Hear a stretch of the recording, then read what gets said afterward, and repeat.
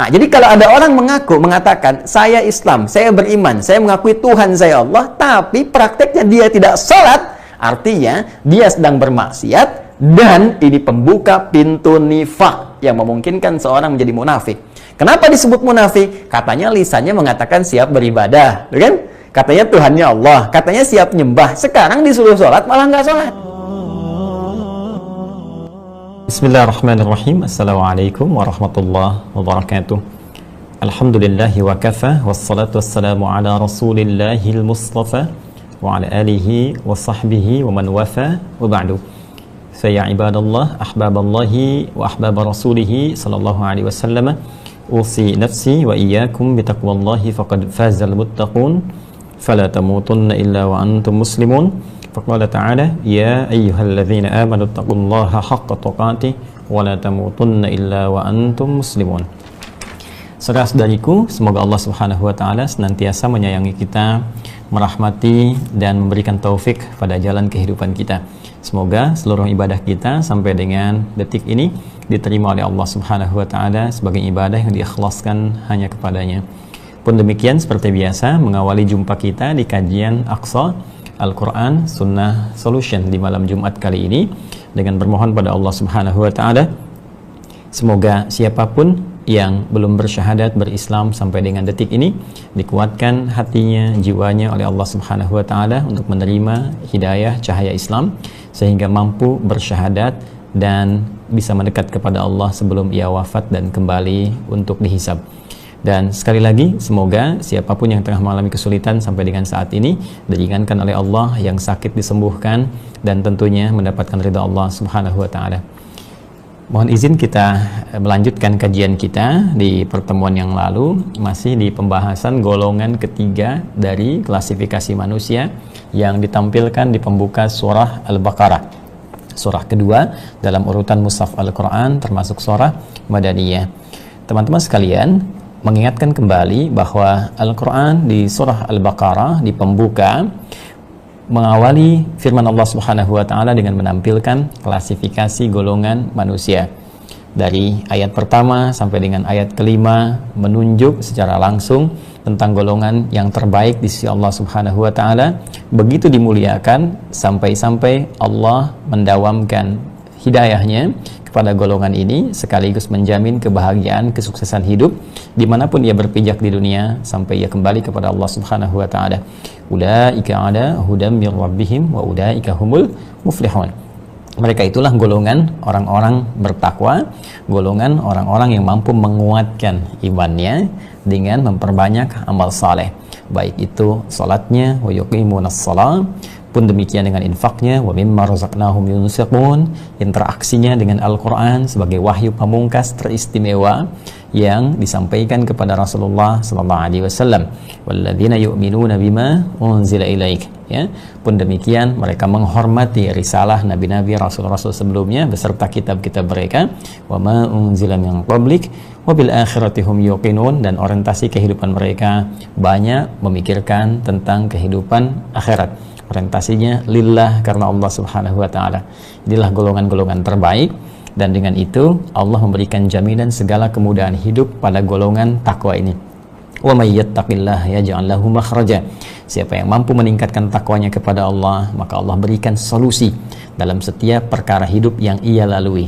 Allah berikan jalan keluar dari setiap kesulitan yang ia dapati. Jadi ini bonus pertama saat di dunia, Allah berikan segala kemudahan dari setiap persoalan kehidupannya. Golongan takwa, rajin sholat, rajin baca Al-Quran, berinteraksi, menghafalnya, mengamalkannya, rajin berinfak, orientasi akhirat, ya. Wa yarzuqhu min haitsu la yahtasib, mendekatkan, mengantarkan kepada rizki bahkan dari sisi yang tidak ia duga. Wattaqullah wa yu'allimukumullah, tingkatkan takwamu kepada Allah, Allah akan berkenan mengajarkan kepadamu tambahan pengetahuan. Golongan ini pun dicerdaskan oleh Allah, ditambahkan pengetahuannya, cepat mengingat, ya, sulit untuk melupakan berkah ilmunya. Wattaqullaha la'allakum tuflihun, tingkatkan takwamu kepada Allah supaya engkau bahagia. Maka dimanapun ia berpijak, tinggal, beraktivitas, di rumah tangga kah, di kantor kah, kehidupan sosial kah, maka kehidupannya cenderung dekat kepada kebahagiaan. Bukan tidak punya masalah, bukan tidak memiliki persoalan. Setiap orang hidup pasti punya persoalan, pasti punya masalah. Namun seakan orang ini dimudahkan oleh Allah dalam mengentaskan setiap persoalannya sehingga terkesan seolah-olah tidak memiliki masalah. Padahal dia punya persoalan, namun sebelum menghadapinya dia mendapatkan bimbingan dari Allah sehingga setiap persoalan yang datang terasa ringan untuk dihadapi. Karena itu saya selalu mengingatkan untuk menatap pada diri kita. Sampai dengan detik ini kita belajar, kita telah ulang-ulang ayatnya, kita telah dalami materinya, berapa banyak kita telah praktekkan itu semua sehingga kita bisa menikmati hasilnya. Baik, berapa banyak kita telah mengamalkan semua apa yang telah kita pelajari sehingga kita bisa mendapatkan apa yang telah Allah janjikan kepada kita. Kalaupun kita telah mencoba tapi ternyata belum dapat misalnya, maka cek, mungkin belum sempurna kita mengerjakan amalan itu seperti orang dahulu pernah mendapatinya, seperti orang terdahulu pernah mengerjakannya. Golongan pertama. Yang kedua adalah golongan yang antitesis golongan pertama, yaitu orang yang memang masih menutup diri dari ketersambungan terhadap Allah, menutup dari pintu hidayah, sehingga butuh doa kita semua dan semangat kita untuk selalu mengarahkan dengan izin Allah golongan kedua ini agar berpeluang mendapatkan petunjuk untuk kembali kepada Allah Subhanahu wa taala. Golongan ini golongan kafir, golongan yang menutup diri, yang dengan itu disebabkan pergaulan lingkungannya yang menjauhkan ia dari Allah Subhanahu wa taala. Ya, sehingga dengan itu pendengarannya sulit mendengar peluang-peluang hidayah, pandangannya sulit menatap peluang-peluang hidayah, pun demikian dengan akal sehatnya tidak berfungsi mencerna petunjuk Allah Subhanahu wa taala karena terjebak dalam lingkup maksiat yang menjauhkan diri dengan Allah Subhanahu wa taala dan dalam lingkungan yang tidak kondusif yang selalu mendekatkan pada hal-hal yang dilarang oleh Allah Subhanahu wa taala. Khatamallahu ala qulubihim wa ala sam'ihim wa ala absarihim ghishawah, dan jika memang tidak bertobat mempertahankan itu, maka diancam oleh Allah dengan siksa yang berlipat. Walahum adzabun azim. Baik, golongan ketiga, dan di sini kita masih mempelajari sampai di pertemuan yang lalu di ayat ke-12, adalah golongan yang sangat harus diwaspadai karena jubahnya mengenakan jubah seperti golongan pertama, tampil sama seperti orang-orang beriman, tampil sama bersyahadat di lisannya, tampil terlihat serupa dengan gerakan sholatnya, bahkan pun demikian bisa membaca Al-Quran, berinteraksi fasih dengan hadis-hadis Nabi Sallallahu Alaihi Wasallam, namun ternyata berbanding terbalik dengan isi hatinya. Ya, tidak sama dengan orientasinya, tidak sama feedbacknya antara apa yang diucapkan dengan apa yang tersemai di jiwanya, sehingga perilakunya pun jauh bertentangan dengan apa yang diungkapkan lewat lisannya. Mengaku beriman tapi perilakunya jauh dari nilai-nilai iman, mengaku muslim tapi perilakunya jauh dari nilai-nilai keislaman, bahkan bisa mungkin disebutkan oleh Al-Quran tegas, bahkan bukan sekedar isyarat tapi langsung dengan kalimat yang tegas. Sikapnya boleh jadi bahkan menyoal nilai-nilai keislaman, bahkan orang Islam itu sendiri. Bagaimana berinteraksi dengan kalangan ketiga ini yang disebut oleh Al-Quran langsung dengan golongan munafik, jamaknya munafiqun. Bahkan nanti ada satu surah tersendiri, surah ke-63 kalau kita sudah sampai ya ke bahasannya, insya Allah spesifik disebut dengan namanya. Ciri-cirinya akan diungkap kemudian di pembuka surah Al-Baqarah pada golongan ketiga dari ayat 8 sampai dengan ayat ke-20. Kita telah sampai di ayat ke-12 dan insya Allah malam ini akan kita coba teruskan ke ayat yang ke-13. Sebelum kita sampai pada ayat yang ke-13, saya ingin mengingatkan satu hal yang sangat penting, bahwa di pembahasan kita yang lalu, pembuka sifat nifaq yang dimanfaatkan oleh setan yang menyebabkan seorang hamba menjadi munafik. Ingat, munafik itu orangnya, sifatnya, penyakitnya disebut dengan nifaq. Pembukanya adalah pintu maksiyah, babul maksiyah. Jadi ketika seseorang dekat kepada maksiat, maka itu pintu pertama yang digunakan oleh setan untuk menanamkan sifat nifaq di dalam jiwa insan-insan khususnya yang beriman. Ingat itu, ya, karena penyakit nifak ini disematkannya bukan di fisik terluar kita, tapi ditanamkan oleh setan, dicoba untuk diaktifkan dalam jiwa terdalam kita, ya, di kolbu. Sasarannya nafas, lebih dalam lagi fujurnya, nafsunya. Seperti pernah saya ungkapkan, dalam jiwa di nafas kita ada sifat baik takwa namanya, ada lawannya fujur, itu nama lainnya nafsu, kan? Ya wa nafsi wa ma sawaha fa alhamaha fujuraha wa taqwaha. Nah, fujur atau nafsu ini yang dibintakan oleh setan kepada Allah untuk memohon, minta agar diberikan kewenangan mengelola dan mengarahkan nafsu ini sehingga sesuai dengan apa yang diinginkan oleh setan.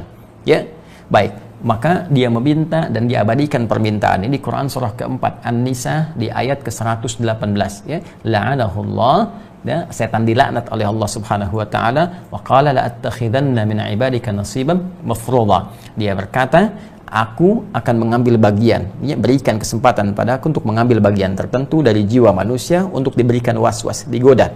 Apa yang dia kemudian tegaskan? Wala udhillannahum wala umanniyannahum, ya.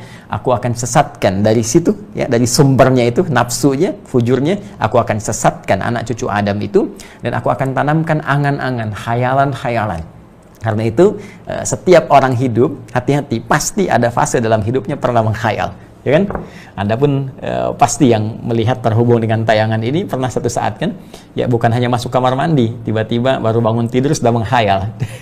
Nah, ini pun sedang tersambung taklim begini, tiba-tiba ada khayalan yang menjauhkan kita dari Allah, itu setan, ya. Nah, itu nanti ditegaskan kembali di Quran surah ke-12 Yusuf ayat ke-53.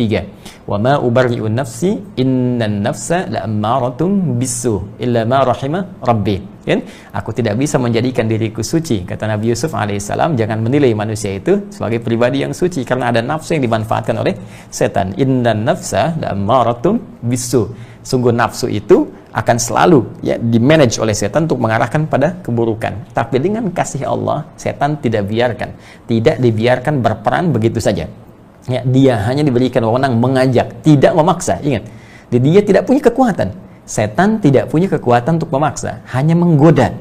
Makanya kita berkata, ya Allah, aku mohon perlindungan dari godaan setan, bukan paksaan setan. Ingat, ya, karena itu sebetulnya setan tidak punya kuasa akan kita. Karena itu sangat aneh kalau ada orang tunduk pada setan. Itu aneh, ajaib. Ya, setan itu bisa kita kendalikan, bisa kita tepikan. Ya, apa syaratnya? Illa ma rahima rabbi. Sepanjang kita dekat dengan Allah Subhanahu wa taala sehingga rahmat Allah diturunkan pada kita. Nah, untuk menguatkan rahmat Allah ini kita memerlukan jiwa takwa sebagai lawan dari fujur tadi. Fa'alhamaha fujuraha wa taqwaha. Takwa ini yang harus dibangkitkan, sinyalnya dikuatkan. Qad aflaha man zakkaha. Kalau ini benar bisa disucikan, takwanya naik, bagus naik, itu tunduk sendiri. Ya, setan tidak punya kuasa, nggak punya kuasa bagi orang-orang yang beriman, yang imannya benar, real, sejati, ya, dekat dengan Allah Subhanahu wa taala. Jadi bagaimana menguatkan takwa ini? Tiada lain kecuali dengan amal saleh. Masih ingat rumusnya? Iman berbanding lurus dengan amal soleh, berbanding lurus dengan takwa. A sama dengan B sama dengan C. Maka A bisa sama dengan C, B bisa sama dengan C. Ya kan? A iman, B amal soleh, C takwa. Kalau kita ingin kuatkan iman, maka kita kuatkan dengan amal soleh. Dengan menguatkan amal soleh, takwa ini menguat. C sama dengan B. Kalau ingin menguatkan takwa, maka tingkatkan amal soleh. Karena itu dalam Al-Quran itu selalu disandingkan antara iman, amal soleh, takwa, ya kan? Dzalikal kitabu la raiba fi hudal lil muttaqin, takwa, alladzina yu'minuna bil ghaib, iman, wa yuqimunas shalah, amal soleh, wa mimma razaqnahum yunfiqun. Maka kalau ingin takwanya menguat, salatnya naikkan, ya kan? Bukan hanya level yang standar, yang fardu, sunnahnya tingkatkan, tahajud bangun, duhanya, ya kan? Syuruknya dan seterusnya. Ya, puasa itu silahkan dibuka dengan kalimat iman kan? Al-Baqarah 183. Ya ayyuhalladzina amanu, iman, kutiba alaikumusiyam, amal saleh, kama kutiba alal ladzina min qablikum. Ujungnya la'allakum tattaqun, takwa, ya.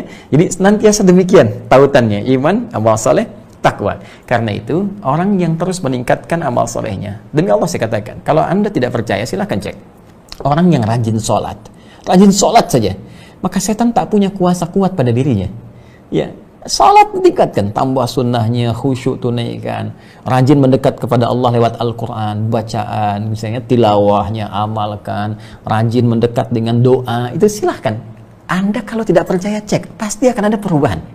Ya, karena itu sinyal-sinyal yang dimanfaatkan oleh setan melalui jiwa fujur untuk berbuat maksiat itu akan lemah. Kalau nggak percaya silakan. Orang rajin sholat itu akan malu berbuat maksiat. Natap gambar yang buruk saja, ya itu nggak punya inisiatif. apalagi kemudian langsung melihat, itu mustahil. Ya, nggak sengaja aja dipalingkan kok lisannya bisa istighfar. Ya, bagaimana bisa mencuri? Bagaimana bisa korupsi? Ini mustahil. Itu kalau benar sholatnya, ya silahkan coba tingkatkan sampai ke level tahajud. Posisi apapun dalam hidup, passionnya apapun, pekerjaannya apapun, mau Anda di eksekutif misalnya, ya di legislatif, di yudikatif, atau di militer kah, atau Anda insinyur kah, atau bahkan ya pedagang kah, pengusaha, siapapun, dokter kah, perawat kah, pasien kah, bahkan ya ustadz kah, ini standar. Kalau benar ibadah kita, maka kita punya kekuatan untuk melemahkan tipu daya setan sehingga terjaga dalam kebaikan. Itulah jiwa takwa. Ya, karena itu takwa itu nanti melahirkan wiqayah, penjagaan. Ya, penjagaan, perisai. Ya, itu perisai kita. Jadi takwa itu kalau diurut lagi nanti, jadi sorofnya dari ilatnya, nanti takwa dari waqwa seakar dengan wiqayah nanti penjaga. Ya, makanya Nabi mengatakan di antara faedah saum yang melahirkan takwa itu punya perisai. Asyamu junnatun. Ya, orang rajin puasa itu akan punya perisai. Perisai itu nggak nampak ya. Jadi ada perisai yang tampak seperti dalam medan pertempuran, ada perisai atau anti peluru yang dipakai itu perisai. Ada yang tak nampak ya, tidak kasat mata, itu junnah namanya, dari jim dengan nun. Ya, setiap ada lafaz dibuka dengan jim dengan nun itu tidak nampak. Jin ya, jim dengan nun tak nampak. Janin ya, janin tak nampak dalam pandangan kita kasat mata. Jannah, surga belum nampak dalam pandangan kita. Junnah, jannah, junnah, jinnah, minal jinnati wan nas. Ya, jannah surga. Baik, wabasyiril ladzina amanu wa 'amilus shalihati anna lahum jannatin tajri min tahtihal anhar. Junnatun, itu perisai yang tak nampak. Jadi kalau kita meningkatkan takwa, punya perisai, tangannya ada perisai. Jadi nggak bisa sembarangan nulis yang jelek. Ya, sembarangan bikin status, bikin hoax ya. Ya, kaki itu punya perisai, nggak mungkin melangkah pada tempat maksiat. Lisan punya perisai yang menghalangi tutur kata itu pada yang tidak diridhai oleh Allah Subhanahu wa taala. Nah, setan berusaha melemahkan sinyal takwa ini, jiwa takwa ini melalui apa? Pintu maksiat. Dia tampakkan maksiat itu seakan-akan menyenangkan. Ya, seakan-akan memberikan harapan, seakan-akan memberikan kebahagiaan. Pintu ini yang paling berbahaya. Baik. Nah, ini pintu maksiat ini itu bisa jadi sebagai pintu penyakit nifak yang melahirkan orang munafik. Jadi kalau kita tuliskan ke sini, ini pintunya, ini kan pintu maksiat diaktifkan oleh syaitan, ya. Jiwa yang diambilnya fujur atau nafsu seperti ini. Nafsu gini, ini maksiat, ini pembuka sifat nifak. Dari sifat nifak ini bisa melahirkan orangnya munafik. Nah, munafik itu orangnya ya, seperti saya sampaikan pertemuan lalu, nifak itu penyakitnya ya, maksiat ini pembukanya. Baik ya, kalau kita mau teruskan di nafas ya, di tempatnya di qalbu, nah seperti ini. Nanti yang bisikan siapa? Setan. Baik. Nah, jadi kalau seseorang diberikan oleh setan peluang-peluang, pandangan-pandangan akan, dalam tanda petik misalnya, ya, oh ini indahnya maksiat, pemberi harapan, menampilkan seakan-akan kesenangan, terjebak ke sini, maka ini pintu awal masuknya sifat nifak yang bisa membahayakan sehingga nanti kalau terakumulasi bisa menjadi munafik. Masih ingat tanda nifak yang pertama yang Nabi SAW pernah sampaikan? Idza hadatsa kadzaba. Jika ia berkata, ia berdusta. Ya, dusta itu kan begini. Dusta itu tak sama apa yang dikatakan dengan dua hal. Satu, apa yang tertanam dalam hatinya. Yang kedua, yang nampak dalam perilakunya. Ya kan? Nah, seperti kalau digambarkan misalnya, mau kemana? Ditanya kan? Mau ke kampus, misalnya. Padahal dia mampir misalnya ke supermarket. Ya, hatinya kan menolak. Ya kan? Makanya ketika orang berdusta, hatinya pasti menolak. Ya, karena itu dalam situasi tertentu, Nabi meminta kita jujur dengan bertanya pada hati kita. Istafti qalbak, tanyakan pada hatimu. Ya kan? Jadi itu udah otomatis ada fitrah dalam jiwa kita. Fitrah itu punya kecenderungan dua hal. Satu, cenderung kepada kebenaran. Ini nilai universal. Ya, walaupun seorang misalnya belum beriman, ya, dia non-muslim misalnya, punya fitrah ini. Ya, orang kafir punya fitrah ini. Jadi kalaupun ada non-muslim berbohong, hatinya pasti menolak. Ini fitrah yang Allah tanamkan pada setiap manusia. Yang kedua, kecenderungan untuk beragama. Ya, kecenderungan untuk berdin. Makanya setiap manusia mencari ketenangan supaya rohnya mendapatkan bagian dari apa yang harusnya ia dapatkan. Ya, dari 3 komponen manusia, akal bagiannya, makanannya, ya, itu mendapatkan pengetahuan, fisik mendapatkan makanan fisikal, makanan minuman, roh itu mendapatkan makanannya, suplemennya lewat ibadah. Ibadah itu konteksnya beragama. Karena itu fitrah manusia cenderung pada kebenaran dan cenderung untuk beragama. Itu poinnya. Nah, sekarang apa kaitan dengan setan? Setan mengaktifkan sinyal fujur dalam diri manusia dengan memberikan gambaran maksiat sebagai pembuka pintu nifak. Ketika seseorang misalnya, kata Nabi tadi, idza hadatsa kadzaba, ketika dia berdusta, bicara dia berdusta, maka yang tampak 2 cirinya. 1, hatinya menolak, yang kedua, perilakunya pun akan berbeda. Ya, nggak sama apa yang tersimpan di hati dengan perilakunya. Alih-alih dia jalan ke kampus, ternyata belok dia, mampirnya kemana? Ke supermarket, yang tadi saya contohkan. Nah, ini yang berbahaya. Kita ambil contoh satu misalnya. Ya, maksiat ritual. Maksiat ubudiyah, misalnya fima yata'allaq bi ubudiyatina lillahi jalla wa ala. Hal yang terkait dengan ibadah kita kepada Allah Subhanahu wa taala. Allah perintahkan kita salat. Ya. Wa aqimus shalah, Al-Baqarah ayat ke-43. Tunaikan oleh kalian salat. Kita ketika mengatakan beriman kepada Allah, bukankah di lisan mengucapkan asyhadu alla ilaha illallah wa asyhadu anna Muhammadar Rasulullah. Aku bersaksi bahwa tidak ada Tuhan yang layak untuk dipertuhankan dan disembah. Ingat ya, kalimat Allah itu memiliki 2 konsekuensi. Ya. Ingat, kalimat Allah. Jadi kalau kita meyakini Allah Tuhan kita, beriman kepada Allah, ini lafaz Allah sendiri punya 2 konsekuensi. Ya, 1, memiliki sifat uluhiyah, satu-satunya yang dipertuhankan, yang esa. Jadi kalau kita mengatakan misalnya Allah Tuhan saya, berarti kita menetapkan hanya Allah saja yang Tuhan, yang lain tidak.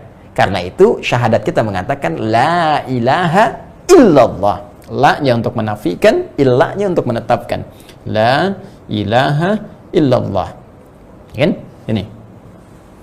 Baik, jadi kalau ada seorang sudah bersyahadat, dia tidak boleh ya mengakui misalnya atau bahkan mencari atau menetapkan Tuhan di luar Allah Subhanahu wa taala, karena tidak ada Tuhan selain Allah.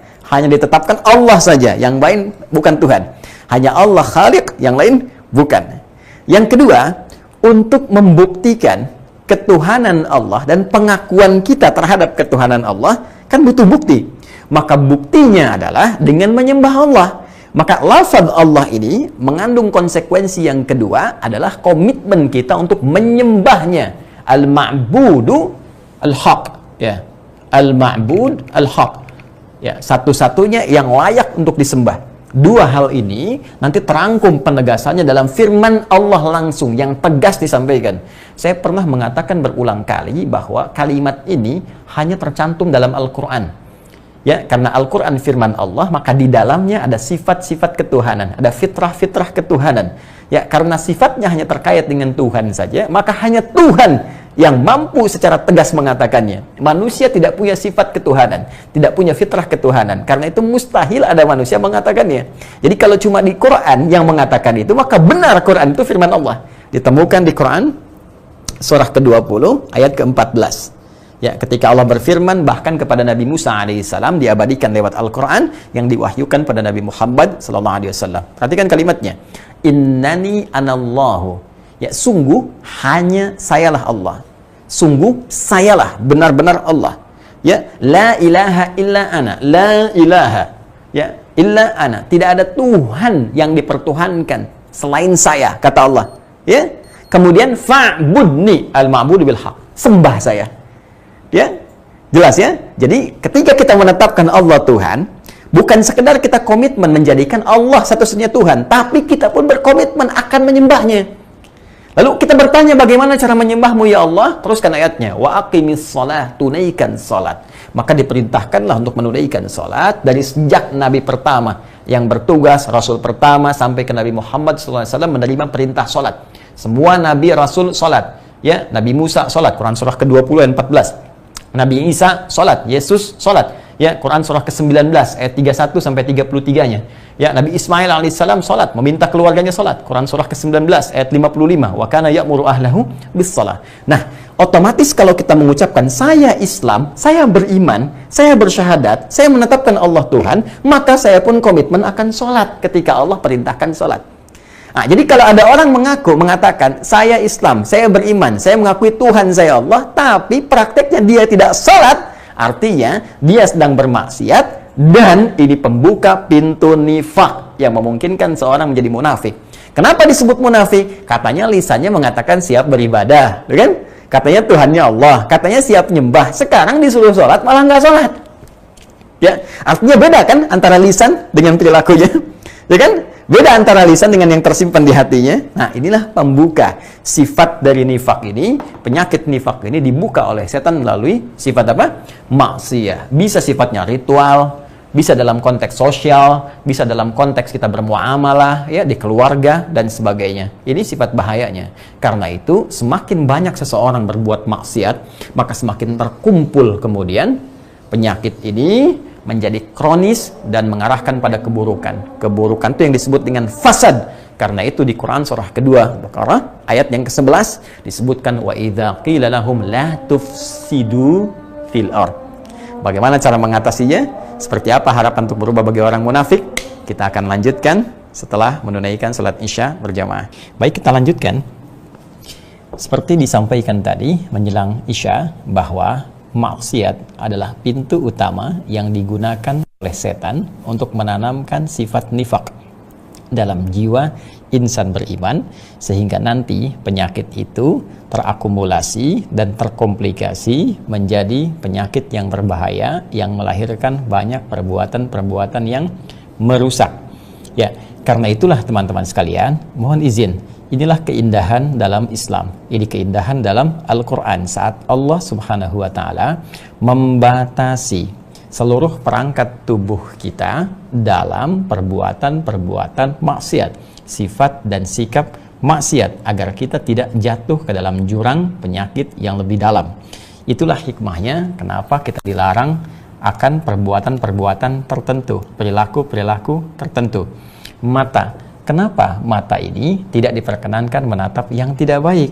Secara sederhana bisa dipahami supaya mata terjaga dalam kebaikan.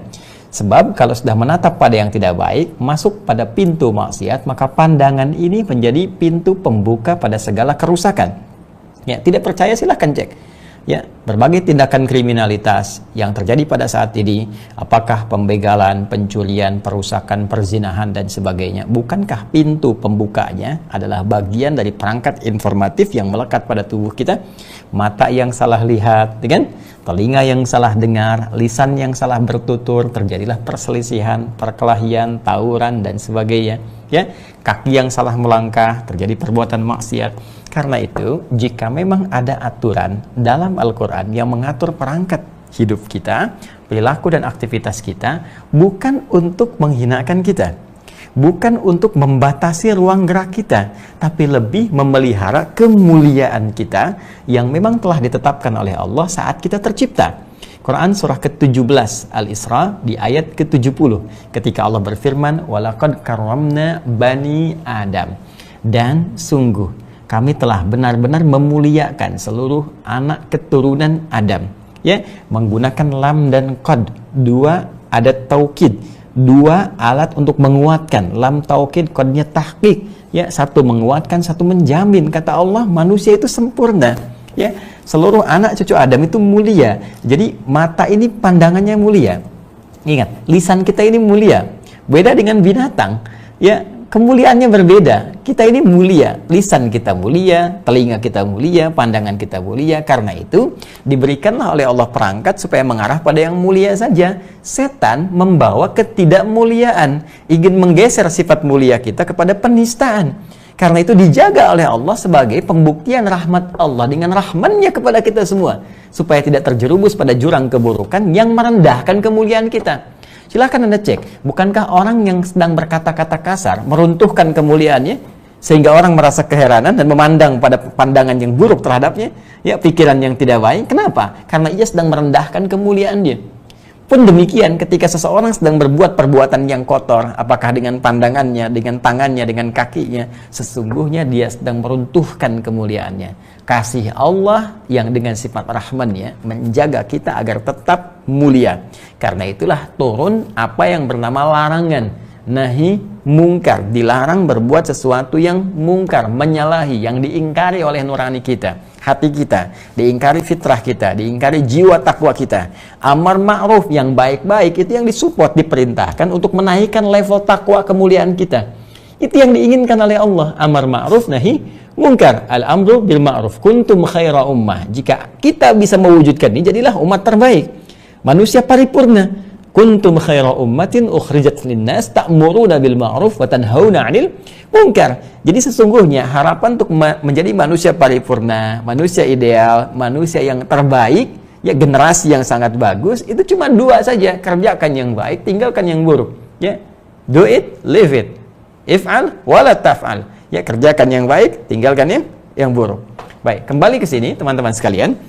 Nah, akumulasi perbuatan maksiat ini yang akan menumbuh suburkan kemudian penyakit, nifak, melekat kepada jiwa, sehingga kalau ini berkumpul, yang jelek kumpul, maka seluruh akumulasi ini terakumulasikan menjadi yang disebut dengan fasad namanya. Ya, secara singkat, rusak. Sudah rusak. Jadi kalau mata rusak, telinga rusak, ya lisan rusak, dalam pengertian fungsinya, ya boleh jadi secara fisikal sehat. Telinga sehat, lisan sehat, mata sehat, tapi fungsinya itu sudah rusak. Karena fungsinya rusak, maka otomatis tindakannya pun akan merusak. Ya, ini yang paling bahaya. Matanya nggak sehat, telinga nggak sehat, lisan nggak sehat, sampai ke ujung kaki nggak sehat, kan tindakannya rusak kan? Maka kemanapun dia berpetualang, maka jadi perusak. Apapun profesinya. Kalau dia ustadz sekalipun, ya kalau sudah rusak perangkat hidupnya, maka menjadi ustadz yang rusak. Insinyur yang rusak. Ya, apapun yang ia lekatkan pada dirinya, pengusaha yang rusak, ya, baik, apapun yang ia kerjakan dalam hidupnya, ya, entah dengan jabatannya jadi pejabat yang merusak, entah dengan hartanya jadi hartawan yang merusak, entah dengan ilmunya jadi ilmuwan yang merusak, dan sebagainya. Kemanapun dia beraktivitas, kemanapun dia berpijak, maka ada potensi kerusakan yang dia buat. Beraktivitas, berpijak, ya, kemudian berpetualang, itu bahasa Arabnya tawalla, ya, berusaha, sa'ah, ya, di tempat dia pijak, ardun. Buka Quran surah kedua Al-Baqarah di ayat ke-205.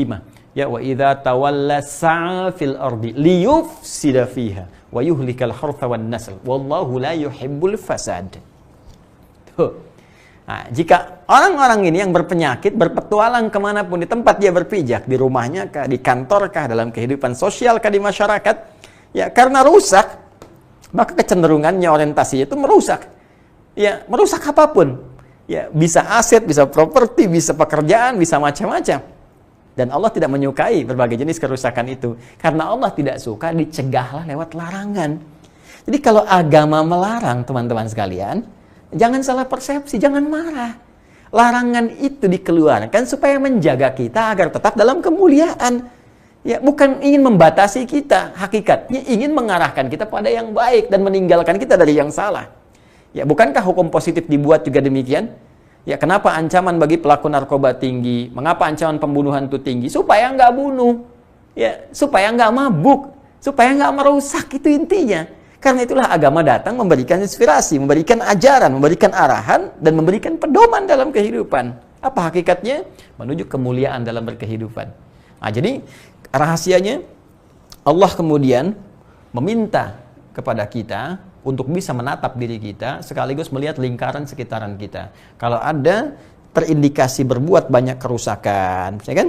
Banyak kerusakan, maka apa di antara firman Allah? Saking kasihnya, dalamnya sifat sayang Allah dengan sifat Rahman yang melekat pada dirinya, bahkan menjadi nama di antara nama-nama yang mulia, Al-Asma Al-Husna. Allah punya sifat Rahman. Qulid'ullaha awid'ur Rahman. Ya, panggillah Allah atau Ar-Rahman untuk menunjukkan kasih yang sangat dalam konteks khususnya kehidupan kita di dunia. Maka bahkan pada orang yang terakumulasi dengan penyakit nifak pun, menjadi munafik pun, tidak lepas dari Rahman Allah. rahmat Allah dengan sifat rahmannya untuk mengingatkan supaya ia tidak banyak berbuat kerusakan. Balik, tobat. Illal ladzina tabu, kecuali orang yang mau bertobat, wa aslahu, kan? Dan memperbaiki diri.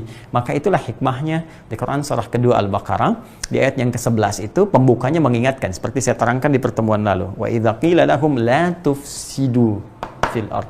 Maka jika diingatkan, dikatakan kepada mereka, jangan banyak berbuat kerusakan. Jangan merusak. Karena itu berbahagialah kalau ada ulama itu misalnya berperan pada nahi mungkar. Ya, kalau yang amar ma'ruf gampang. Amar ma'ruf tuh ngajak sholat, tuh kan? Ngajak baca Quran. Ini standar. Ya, karena dorongannya ya pada yang baik-baik biasa saja. Ya, ayo rajin baca Quran, buka rumah tahfidz, ayo gerakan menghafal. Nggak akan ada yang menyoal barangkali. Ya. Sedikit mungkin yang sewot dan sebagainya. Karena kenapa? Karena tidak ada alasan untuk menolak. Yang ajakan pada kebaikan kok. Tapi melarang pada kemungkaran itu yang nggak mudah. Itu tantangannya yang berat. Ya. Tapi kalau kita melihat dengan persepsi yang sama dengan amar ma'ruf dalam arti menjaga kemuliaan. Ayo menghafal Quran. Kenapa? Karena Quran memberikan kemuliaan. Sama persis, jangan mencuri. Kenapa? Karena mencuri menghilangkan kemuliaan. Tidak mencuri itu menjaga kemuliaan. Maka kalau ada yang diingatkan oleh ulama, oleh ustadz, oleh kiai, oleh habib, dan sebagainya, untuk meninggalkan kemungkaran, itu tanda cinta. Itu kasih Allah yang dititipkan pada ulama-ulama. Kasih Allah dititipkan pada ustadz-ustadz. Kasih Allah dititipkan pada para kiai. Kasih Allah dititipkan pada para habaib. Diingatkan, jangan mencuri, jangan merusak, jangan berbuat curang, jangan menipu, jangan koruptor, jangan menjamret, jangan membegal. Jangan. Ya, kalimat jangan ini sesungguhnya bukan ingin membatasi ruang gerak, tapi lebih menjaga kita supaya tidak terjebak pada perbuatan yang nista, sehingga dengan itu merendahkan kemuliaan kita di hadapan Allah Subhanahu wa Ta'ala. Itu rahasianya. Nah, kalau ini tidak dihadirkan oleh Allah, mudah bagi Allah membiarkan. Tapi yang bahaya adalah ini, terakumulasinya sifat nifak sehingga dimanapun beraktivitas bisa merusak. Bayangkan kalau tidak ada pengingat dalam kehidupan. Orang salah dibiarkan aja, begal dibiarkan, kan? Korupsi dibiarkan, merampok dibiarkan, mencuri dibiarkan, dalam segala jenis bentuk apapun, maka apa yang terjadi? Rusaklah tatanan kehidupan ini dalam konteks apapun, baik di rumah, baik sosial, baik bernegara, berbangsa dan sebagainya, rusak ini. Maka berbahagialah kalau dalam kehidupan terkadang Allah mengingatkan kita lewat kalimat la taf'al, jangan, dilarang. Ya, tapi kita juga mesti berpikir. Awas ya. Mesti berpikir, semakin banyak tumbuh para ustadz, para ulama, kiai, habaib dan sebagainya yang lebih mengedepankan larangan, ini menunjukkan di tempat itu semakin banyak yang tidak baik. Ya, positifnya kasih Allah masih diturunkan, tapi koreksinya banyak hal yang harus dikoreksi, banyak yang tidak baiknya. Ini menunjukkan bahwa ada hal yang mesti kita rubah, ada hal yang mesti kita perbaiki. Nah, ini teman-teman sekalian, kalau tidak dilanjutkan, ya, kalau bertahan pada kemaksiatan itu, maka yang timbul fasad. Ya, fasad. Wa idza qila lahum la tufsidu fil ardi qalu innama nahnu muslihun. Nah, ini persoalannya. Komunitas pun bisa dilihat. Ya, objek yang kita perbaiki, saya selalu mengatakan perbaikan ya, bukan penyoalan. Ya, karena kami para ustadz ya tidak diberikan risalah untuk berdakwah, untuk menghukum seseorang, ya, untuk mengarahkan pada hal yang buruk, untuk menjelekkan, tidak, tapi lebih memperbaiki. Ya, in uridu illal islah mastata'at. Ya, tidaklah kita berniat kecuali perbaikan saja. Dan kita tidak meminta apapun. Makanya aneh kalau ada yang marah, gitu kan? Aneh kalau ada yang menyoal. Saya minta apapun tidak, saya minta ongkos tidak, minta upah tidak, minta bayaran tidak, ya maksa juga tidak. Dan tidak mengarahkan pada apapun kecuali yang baik-baik saja. Ya, makanya aneh kalau kemudian ada persoalan dalam hal tertentu. Karena itu Al-Quran juga banyak memberikan ya pemikiran-pemikiran logis. Kok bisa marah? Kenapa harus marah? Bukankah nggak minta apapun? Bukankah nggak menyoal apapun? Cuma ngajak pada yang baik. Dan itu pun sebagai tanda kasih dalam kehidupan. Itulah risalah para nabi yang sering ditampilkan dalam Al-Quran, yang kemudian diteruskan, dipesankan oleh para nabi dan rasul, terutama Rasulullah SAW pada generasi ulama setelahnya sampai kehidupan berakhir kepada Allah sebagai tanda kasih Allah kepada kita semua. Nah, teman-teman sekalian, objek dakwah pun, kalau saya katakan objek dakwah berarti untuk kita semua, karena orang tua berdakwah pula ya kepada anak-anaknya, baik kepada lingkungannya, guru berdakwah kepada murid-muridnya. Ya, kita muslim dimanapun berada itu tidak akan lepas dari misi dakwah, tidak akan pernah lepas. Anda, pegawai kah, di kantor kah, sepanjang melekat Islam dalam dadanya, dalam jiwanya, maka ada bagian dakwah di situ. Tunjukkan keislaman kita. Bagaimana menunjukkannya? Dengan akhlak, dengan perilaku, ya. Tunjukkan dengan kejujuran di pekerjaan, tunjukkan dengan bagaimana etos kerja kita yang maksimal, tunjukkan dengan ketawaduan, tunjukkan dengan semangat saat kita bekerja. Itulah Islam, ya. Jadi kalau ada yang kemudian ya bertanya kepada Anda, kenapa Anda mesti jujur? Katakan, Islam yang mengajarkan saya jujur, Allah yang memerintahkan saya. Maka kalimat itu akan menggetarkan. Ya, nggak akan berani ngajak korupsi kepada Anda karena tahu yang ngajak dia lah, dia mah udah soleh gitu. Ada pengakuan di lisannya, tapi kita bisa memberikan contoh untuk mengarahkan pada kebaikan, dan dengan perilaku itu boleh jadi menjadi asbab hidayah, ya, dengan izin Allah Subhanahu wa taala. Nah, bila ini terakumulasi penyakit nifak ini, maka yang berbahaya ini sekatnya sudah kuat. Saya kan sering contohkan teman-teman sekalian. Jadi kalau kita ambil misalnya semacam bejana seperti ini, ya. Ini kan kalau sekatnya masih ringan, ya, semacam tisu misalnya. Di sini kan masih bisa ditembuskan. Kalau saya sekat dengan tisu, ya, kita berikan tisu di sini misalnya. Boleh teman-teman? Ada yang bisa bawakan saya tisu? Siapa? Ya, supaya lebih contohnya lebih gampang, lebih terlihat oleh teman-teman di rumah atau dimanapun Anda berada. Ya, kalau sekatnya misalnya hanya tisu atau yang ringan saja, jazakallahu khair. Terima kasih. Nah, seperti ini misalnya. Ya. Nah, mungkin kita masih bisa tembuskan. Kita bisa tembuskan misalnya spidol seperti ini, ya, atau tembuskan yang lain, atau bahkan air masih bisa menetes. Tapi kalau sekatnya sudah seperti ini, penutupnya sudah semakin kuat seperti ini, tuh, apa yang mau dimasukkan? Berat. Bahkan air pun belum tentu diteteskan bisa menetes ke dalam, ya, dalam konteks atau kecepatan yang tinggi, dia berpacu. Nah, sama persis dengan maksiat yang dikerjakan. Ya, Nabi mengatakan, bahkan disampaikan oleh Imam Muslim dalam kitab hadisnya, ketika seorang berbuat maksiat, berbuat salah, maka ada naqtah sauda, titik hitam, ya, yang kemudian memberikan sekat pada cawan hatinya. Semakin banyak dikerjakan, banyak mata bermaksiat, telinga bermaksiat, lisan bermaksiat, maka jadi penutup. Itu yang menyebabkan seseorang sulit mendapatkan pencerahan, hidayah Allah Subhanahu wa taala. Ya, terdengar lewat telinganya, sulit kemudian merespon, tertatap lewat pandangan, sulit merespon, demikian seterusnya. Ya, semakin dalam, semakin tidak mudah. Apalagi kita berpacu dengan kematian. Ya, sampai kapan menunggu air menetes sampai ke dalam, sedangkan waktu terus berjalan menuju kematian. Itu poinnya. Karena itu, jangan heran kalau terakumulasi penyakit nifak ini akan kita dapati. Ya, kalau masih rendah gitu kan, dalam tanda petik, maksiat, ya, terbawa oleh lingkungan, digoda oleh setan, masih sholat, cuma terlihat agak terlambat, kan? Mulai menjauh dari yang sunnahnya, tapi wajib masih dikerjakan. Nah, ini masih bisa diingatkan. Ya, hayya 'alas shalah, adzan berkumandang. Ya, adzan berkumandang, tapi belum siap-siap. Tapi ketika kita katakan, ayo nak, ayo mas, ayo akhi, ya, ayo ukhti, cepat, siap-siap, sholat, sudah adzan nih, sudah qomat nih, mau jam berapa? Nah, dia masih berpakaian dan sebagainya. Nah, itu masih kita ada peluang. Tapi yang berbahaya, yang Quran surah kedua ayat 11 ini, wa idza qila lahum la tufsidu fil ardi qalu innama nahnu muslihun. Innama nahnu muslihun. Ketika dikatakan pada mereka, jangan berbuat yang merusak seperti itu, jangan lakukan. Innama nahnu muslihun. Kami ini sedang memperbaiki. Ya, kami sedang berbuat kebaikan. Justru kita ingin menghadirkan sesuatu yang baik. Ya, kita membawa perubahan, kita membawa tawaran Islam yang lebih damai. Damai apaan? Kita membawa tawaran Islam yang lebih inklusif, tidak eksklusif. Eksklusif seperti apa? Tafsir apa yang Anda bawa? Dudukan dulu, apa persoalannya, baru kita diskusikan. Setelah itu bagaimana solusinya? Ya, baik. Nah, ini teman-teman sekalian, ada kondisi-kondisi tertentu yang kadang-kadang ketika seseorang diingatkan, muncul bantahan-bantahan pada dirinya. Bahkan tidak jarang kata Al-Quran membawa ketinggian dirinya. Ya, Quran surah kedua di ayat 206 itu, wa idza qila lahu taqillaha akhadhathu al-'izzatu bil itsm. Ya, ketika diingatkan ittaqillah, bertakwalah kepada Allah, apa yang Anda lakukan? Motong-motong ayat, motong-motong Quran, motong-motong hadis hanya untuk membawa pada apa yang Anda inginkan.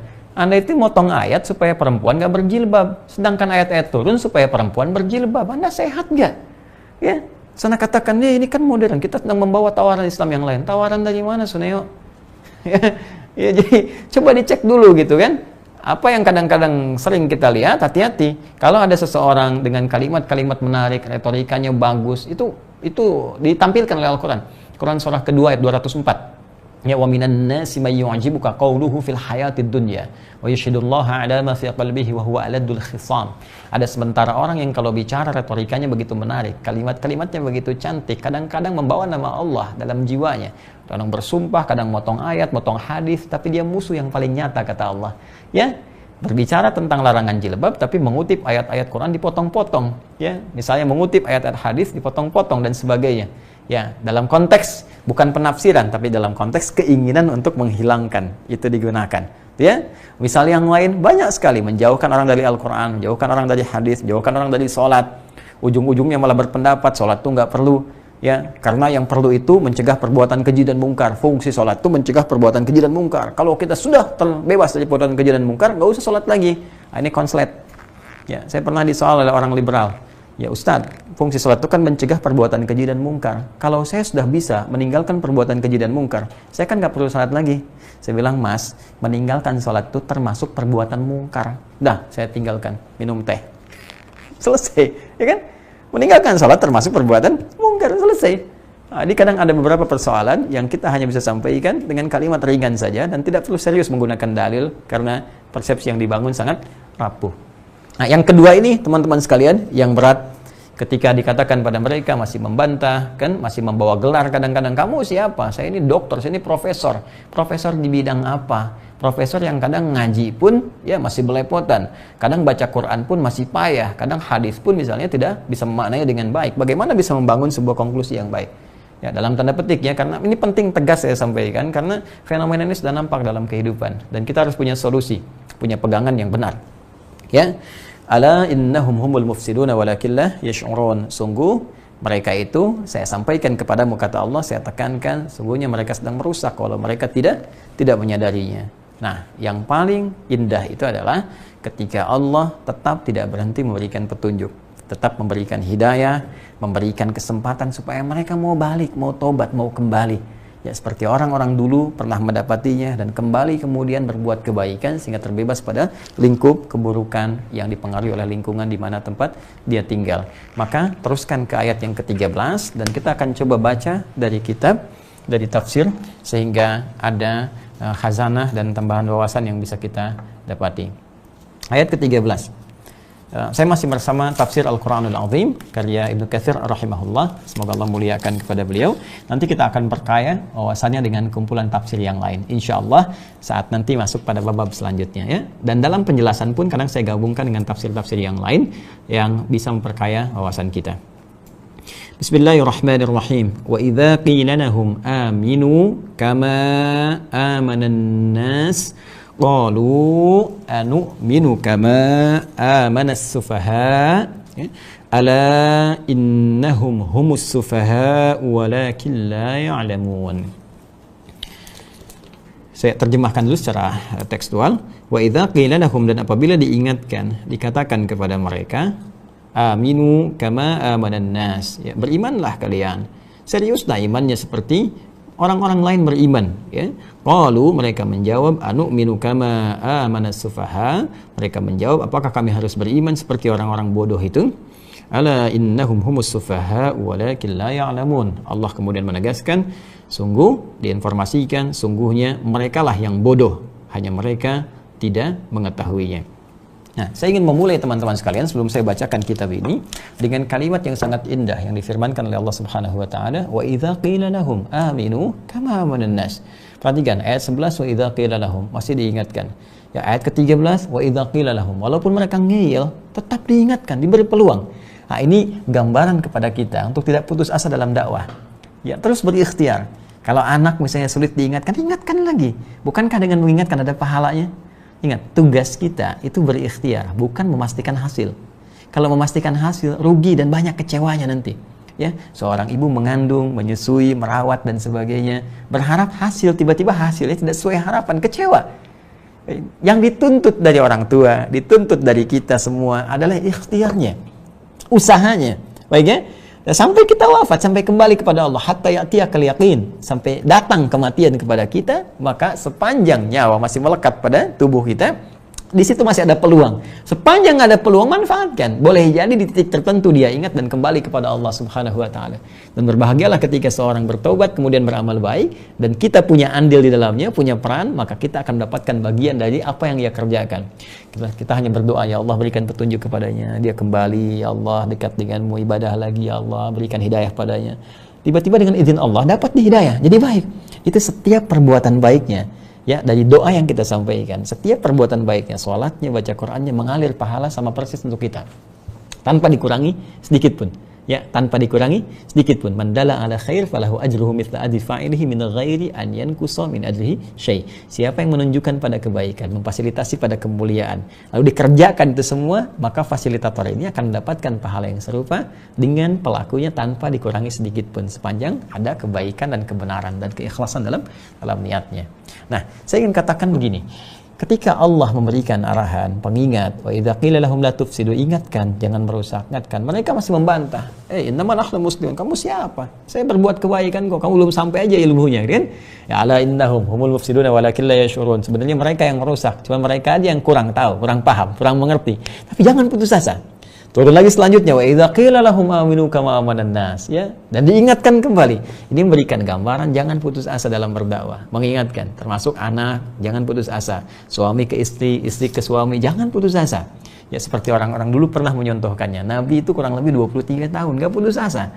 Ngajak masyarakat bersabar. Kadang-kadang ada yang langsung, kadang-kadang ada yang bertahan dalam keburukan, ada yang jadi musuh dulu, tiba-tiba kemudian ingat. Bukankah Umar memusuhi dulu kemudian ingat? Bukankah Khalid bin Walid bahkan memimpin jadi komandan penyerang Nabi, ya, dalam perang Uhud itu, tapi tiba-tiba berbalik menjadi panglima kesatria yang sangat luar biasa, pembela Islam, ya, yang menjadi sosok yang sangat dikagumi sampai dengan kini, dan seterusnya. Ya, jadi tidak pernah ada batasan untuk memuliakan hamba-hamba Allah sampai ia mau kembali atau nyawa sampai kepada kita untuk kembali kepada Allah Subhanahu wa taala. Baik, ini bagian yang indah di pembuka ayat ini. Baik, saya bacakan dulu supaya kita bisa mendapatkan wawasan. Yaqulu ta'ala, berfirman Allah Subhanahu wa taala, wa idza qila lil munafiqina, ya, dengan makna tafsirnya, wa idza qila lil munafiqin, maka apabila diingatkan, dikatakan pada orang-orang munafik itu. Nah, seperti yang tadi saya sampaikan, aminu kama amanan nas, berimanlah kalian, ya, dengan iman yang benar sebagaimana orang-orang lain juga beriman. Ayaka imanin nasi billahi wa malaikatihi wa rusulihi wal ba'thi ba'dal mauti wal jannati wan nar wa ghairi dzalik mimma akhbaral mu'minina bihi wa anhu, ya, yaitu seperti orang-orang beriman secara benar kepada Allah, kepada malaikatnya, rasul-rasulnya, ya, yakin akan adanya kebangkitan setelah kita wafat, ada surga, ada neraka sebagai konsekuensi dari amalan kita, dan yang lain sebagainya dari perkara-perkara pokok keimanan yang telah difirmankan. Jadi ada bagian yang sangat indah yang disampaikan oleh Allah sebagai pengingat pada orang-orang yang berbuat kerusakan, ya, berbuat hal-hal yang keliru, yang salah. Jadi kalau kita mendapati orang-orang berbuat salah sebagai tanda maksiat, ini pengantar kepada sifat nifak. Seperti apa yang saya sampaikan, ingat ya frame-nya. Maksiat adalah pintu sifat nifak yang bisa mencetak orang-orang munafik. Jadi kalau ada perbuatan maksiat salah, diingatkan, ya, sesuai dengan kadar kemampuan kita. Ya, man ra'a minkum munkaran, siapa yang menatap, menyaksikan satu keburukan, falyughayyir, maka rubah itu. Ya, biyadihi, dengan tangannya atau dengan kekuatannya. Anda punya peran apa? Ya, jika melekat kepada Anda kekuatan misalnya, ya, taruhlah secara formal misalnya, Anda bekerja misalnya di militer, di kepolisian, ada sesuatu yang salah, maka bergerak dengan tugas itu. Orang tua, ya, dengan porsinya. Anak berbuat salah, luruskan dengan kadar tingkat anaknya, usia berapa. Ya, ada yang perlu dengan sayang, ada ketegasan, ada yang langsung tindakan dan sebagainya. Baik, pun demikian di perusahaan. Caranya bisa berbeda-beda sesuai dengan hukum yang berlaku dan isyarat-isyarat kebaikan yang diterapkan. Baik, jadi termasuk pada orang-orang munafik. Demikian ketika kita melihat ada sesuatu yang salah, ingatkan. Ya aminu, berimanlah seperti orang lain beriman. Ingat ya, yang saya katakan, iman, masih ingat persamaannya? Selalu ingat ya, karena persamaannya akan terbawa kemanapun. Iman sama dengan amal soleh, sama dengan takwa. Jadi kalau ada ungkapan di Al-Quran, berimanlah dengan benar, maksudnya, ya, bukan sekedar mengatakan di lisan beriman, buktikan dengan amal soleh. Lihat persamaannya, iman sama dengan apa? Amal soleh. Jadi kalau Anda benar beriman, gak mungkin berbuat salah begini, pasti soleh. Iman Anda mana? Nah, kalau bahasa tegasnya begitu, imanmu mana sih? Katanya beriman. Ya, kalau mau beriman yang benar dong, beriman yang serius. Ya, gimana caranya? Beramal soleh. Masa beriman beramal salah? Anda pejabat, beriman, ya beramal soleh. Apa jabatan Anda? Ya, di eksekutif, di legislatif, Anda anggota dewan, DPR, apa di MPR? Ya, apa Anda menteri, apa presiden, atau turunan ke bawah, gubernur misalnya, bupati, camat dan sebagainya, punya kedudukan, punya jabatan, Anda beriman. Ya, tak mungkin berbuat salah. Pasti iman itu mengarahkan pada yang soleh. Anda pedagang, Anda pengusaha, Anda ustadz, Anda insinyur, Anda beriman, pasti iman itu mengarahkan pada yang soleh dan menepikan yang salah. Ya, karena itu sering saya katakan di Al-Quran, ketika berbicara tentang iman, arahannya selalu amal soleh. Selalu amal soleh, selalu amal soleh. Jadi ketika dikatakan di sini, aminu kama amanan nas, ya berimanlah kalian seperti orang-orang lain beriman. Ya, beriman kepada Allah, yakin Allah melihat, yakin Allah menatap. Kalau engkau yakin Allah menatap, gak mungkin berbuat maksiat. Ya, secara singkat, buktikan iman mulai lewat amal soleh. Baik ya?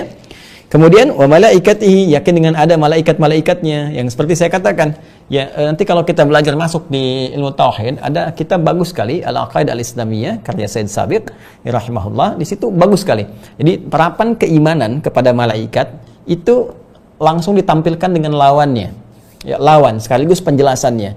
Ya, misal kalau kita turunkan, misalnya, kita beriman kepada malaikat-malaikat yang Allah tugaskan, yakin tanpa ragu. Iman itu kan yakin tanpa ragu. Ada malaikat-malaikat yang Allah tugaskan. Bersamaan dengan itu kita pun yakin ada penggoda-penggoda yang menghambat malaikat itu, yaitu setan.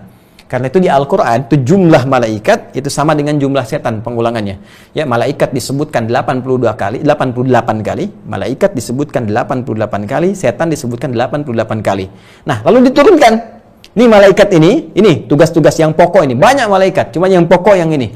Ya, misal ada yang mencatat kanan kiri kita, perbuatan baik, perbuatan buruk. Ada raqib, ada atid misalnya. Ya, ada yang menurunkan rezeki, ada yang mencabut nyawa. Terus dijelaskan, yang indah itu dijelaskan.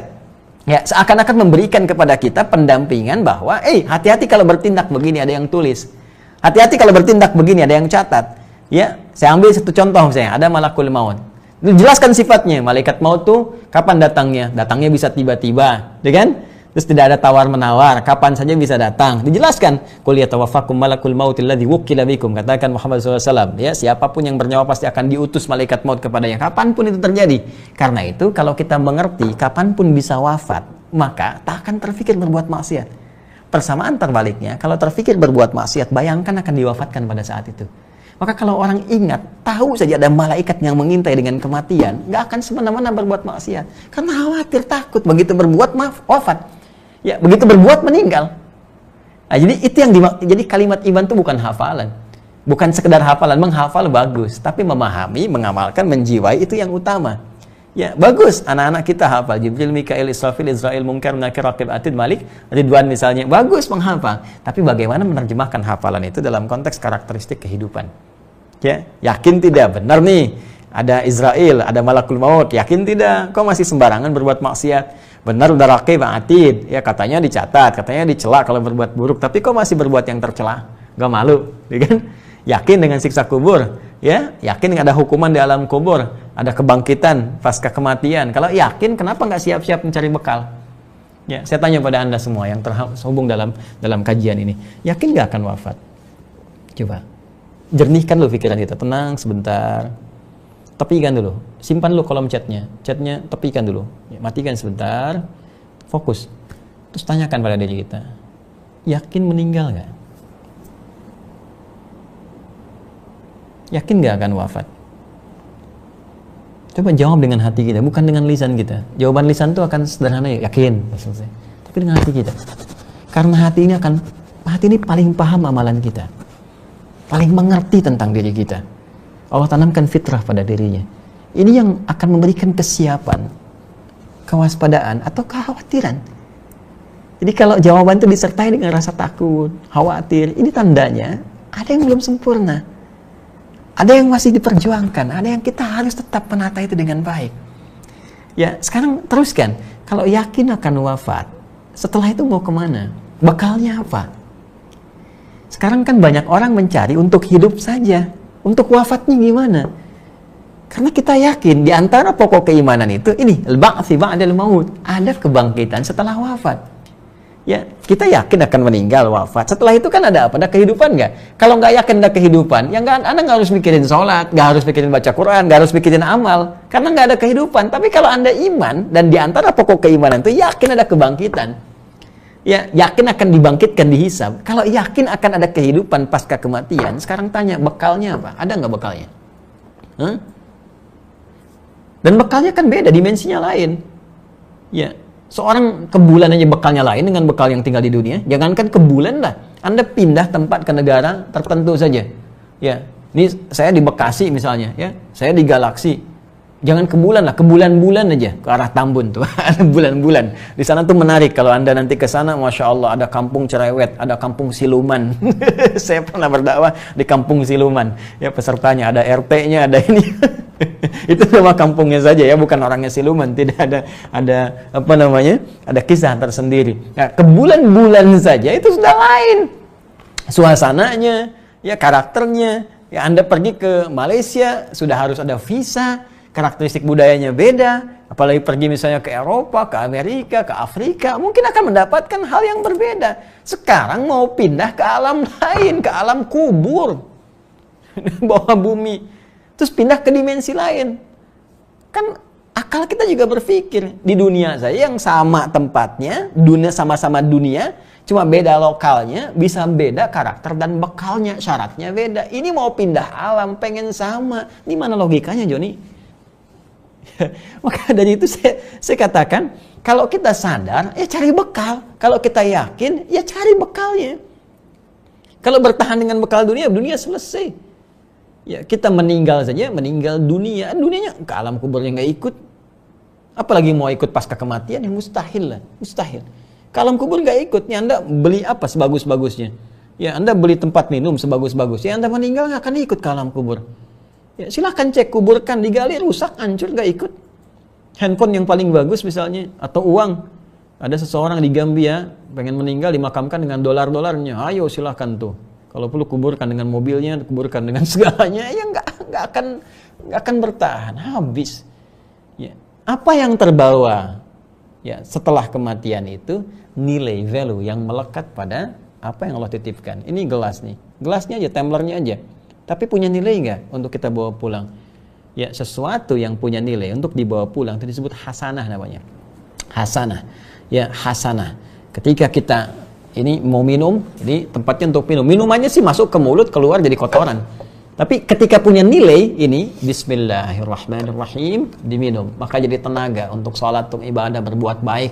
Nah, itu yang dicatat 10 kebaikan. Quran surah 6 ayat 160. Man jaa bil hasanati falahu asyru amsalihha. Makanan ke mulut masuk, keluar kotoran. Ya, keluar kotoran, tapi punya nilai nggak? Ketika punya nilai bismillahirrahmanirrahim, ya, maka jadi energi. Ya, proses metabolisme tata jadi energi dibawa untuk amal saleh. Perbuatan yang dikerjakan dari keberkahan disebut amal saleh yang Allah ridai. Itu yang punya nilai, tuliskan. 10, 10, 10, 10. Ya, dalam bahasa Al-Quran, tapi pemahamannya bukan 1, 2, 3, 4, tidak begitu. Bisa jadi 1 ke 2, 500 tahun, 2 ke 3, 500 tahun, demikian seterusnya. Ya, baca Al-Quran, satu hurufnya bisa 10 kebaikan. Ya, infak, satunya bisa 700 kali lipat, paling sedikitnya. Itu kan luar biasa. Itu nilai itu yang dibawa pulang. Dikerjakan di dunia hasanahnya, di akhirat ditatap nanti buktinya. Ada bukti itu yang ditimbang. Makanya kita sering berdoa, semoga semua perbuatan dunia jadi hasanah. Supaya nilainya, value-nya dibawa pasca wafat. Maka turunlah doa di Quran surah kedua ayat 201. Wa minhum may yaqulu rabbana atina fid dunya hasanah. Apakah cukup sampai situ? Tidak. Wa fil akhirati hasanah. Wa qina adzabannar. Maka kita ingatkan kepada orang-orang munafik yang tadi, orang-orang berbuat maksiat. Yang munafik itu berbeda antara lisan dengan perbuatannya. Katanya beriman, tapi kok merusak. Maka dikatakan, aminu kama amanan nas. Buktikan dong imannya seperti yang lain. Iman, sholat dengan muslim bersaudara. Ini sama Islam kok nyoal. Ya, sama Islam kok sering nyari masalah. Yang paling aneh menyoal keislaman. Ini kan aneh. Katanya muslim, Anda muslim tapi menyoal keislaman. Anda sebetulnya siapa? Ini tolong tatap ya. Tatap diri kita, coba tanyakan kepada diri kita, sampai kapan mau berbuat begitu? Ya, saya mau katakan ya, Anda itu punya keluarga loh. Kalau Anda seorang anak, Anda punya ayah, punya ibu. Demi Allah saya katakan, apa ayah Anda ridha dengan perbuatan Anda? Apa ibu Anda ridha dengan perbuatan Anda? Anda sering menyoal orang Islam, sering menyoal keislaman, sementara Anda mengaku muslim. Ya, orang berjilbab Anda soal, kiai Anda soal, habib Anda soal, macam-macam Anda soal, ya, hal-hal yang positif yang baik Anda soal. Saya mau tanya, kalau Anda nggak berpikir diri Anda dan memahami bahwa Anda itu cukup dengan perilaku Anda, saya ingin tanya, Anda punya ibu nggak? Bagaimana perasaan ibu Anda? Ketika melihat Anda seperti itu, apakah harapannya menjadi seperti itu? Yang mengandung Anda, melahirkan Anda, ya, memberikan ASI pada Anda, ayah Anda, apakah berharap Anda seperti itu? Kalau Anda seorang ayah, apakah anak Anda merestui perbuatan Anda? Kan Anda punya keluarga. Apa karena perbuatan Anda, lantas ibu dan ayah Anda yang harus menanggung malu? Apa karena perbuatan Anda, lantas anak-anak Anda yang merasakan kesulitan?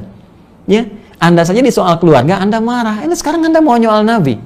Ya pantas umat Islam marah semua. Sekarang Anda mau nyoal ulamanya.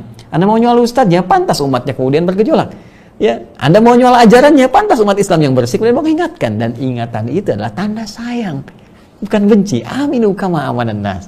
Ini tafsir ya, teman-teman, tafsir ya, bukan mengarah pada satu dua hal tertentu, tidak. Ya, ini tolong sekali lagi, apa yang saya sampaikan ini gambaran umum dari tafsir. Ya, kalau Anda merasa ya saya tidak keberatan, saya tinggal mendoakan, mengarahkan, hanya tinggal bagaimana kita kembali kepada Allah Subhanahu wa taala. Biasanya kalau sudah bicara begini-begini nih, suka tiba-tiba tayangan kita mati gitu kan. Terus ada di jam, terus habis ini tiba-tiba yang baru tayang 1 jam 30 menit jadi 1 minggu gitu. Tapi ya kalau itu memang tugas nggak apa-apa. Ya kalau tugas nggak apa-apa. Ya, tapi yang saya katakan mau sampai kapan begitu. Saya nggak ada urusan dengan masalah-masalah dunia yang seperti itu, hanya menyampaikan saja. Alhamdulillah kalau diterima, kalau belum bisa diterima ya semoga setidaknya ada bagian-bagian tertentu yang bisa mengingatkan pada jiwa kita untuk berubah sehingga ringan di hadapan Allah Subhanahu wa taala. Kita lanjutkan ya. Baik, wal jannati wan nar, dan yakin bahwa ada konsekuensi dari perbuatan. Kalau baik bisa ke surga, kalau jelek bisa ke neraka. Ya makanya gini, sering turunkan, baca-baca ayat surga, sering turunkan.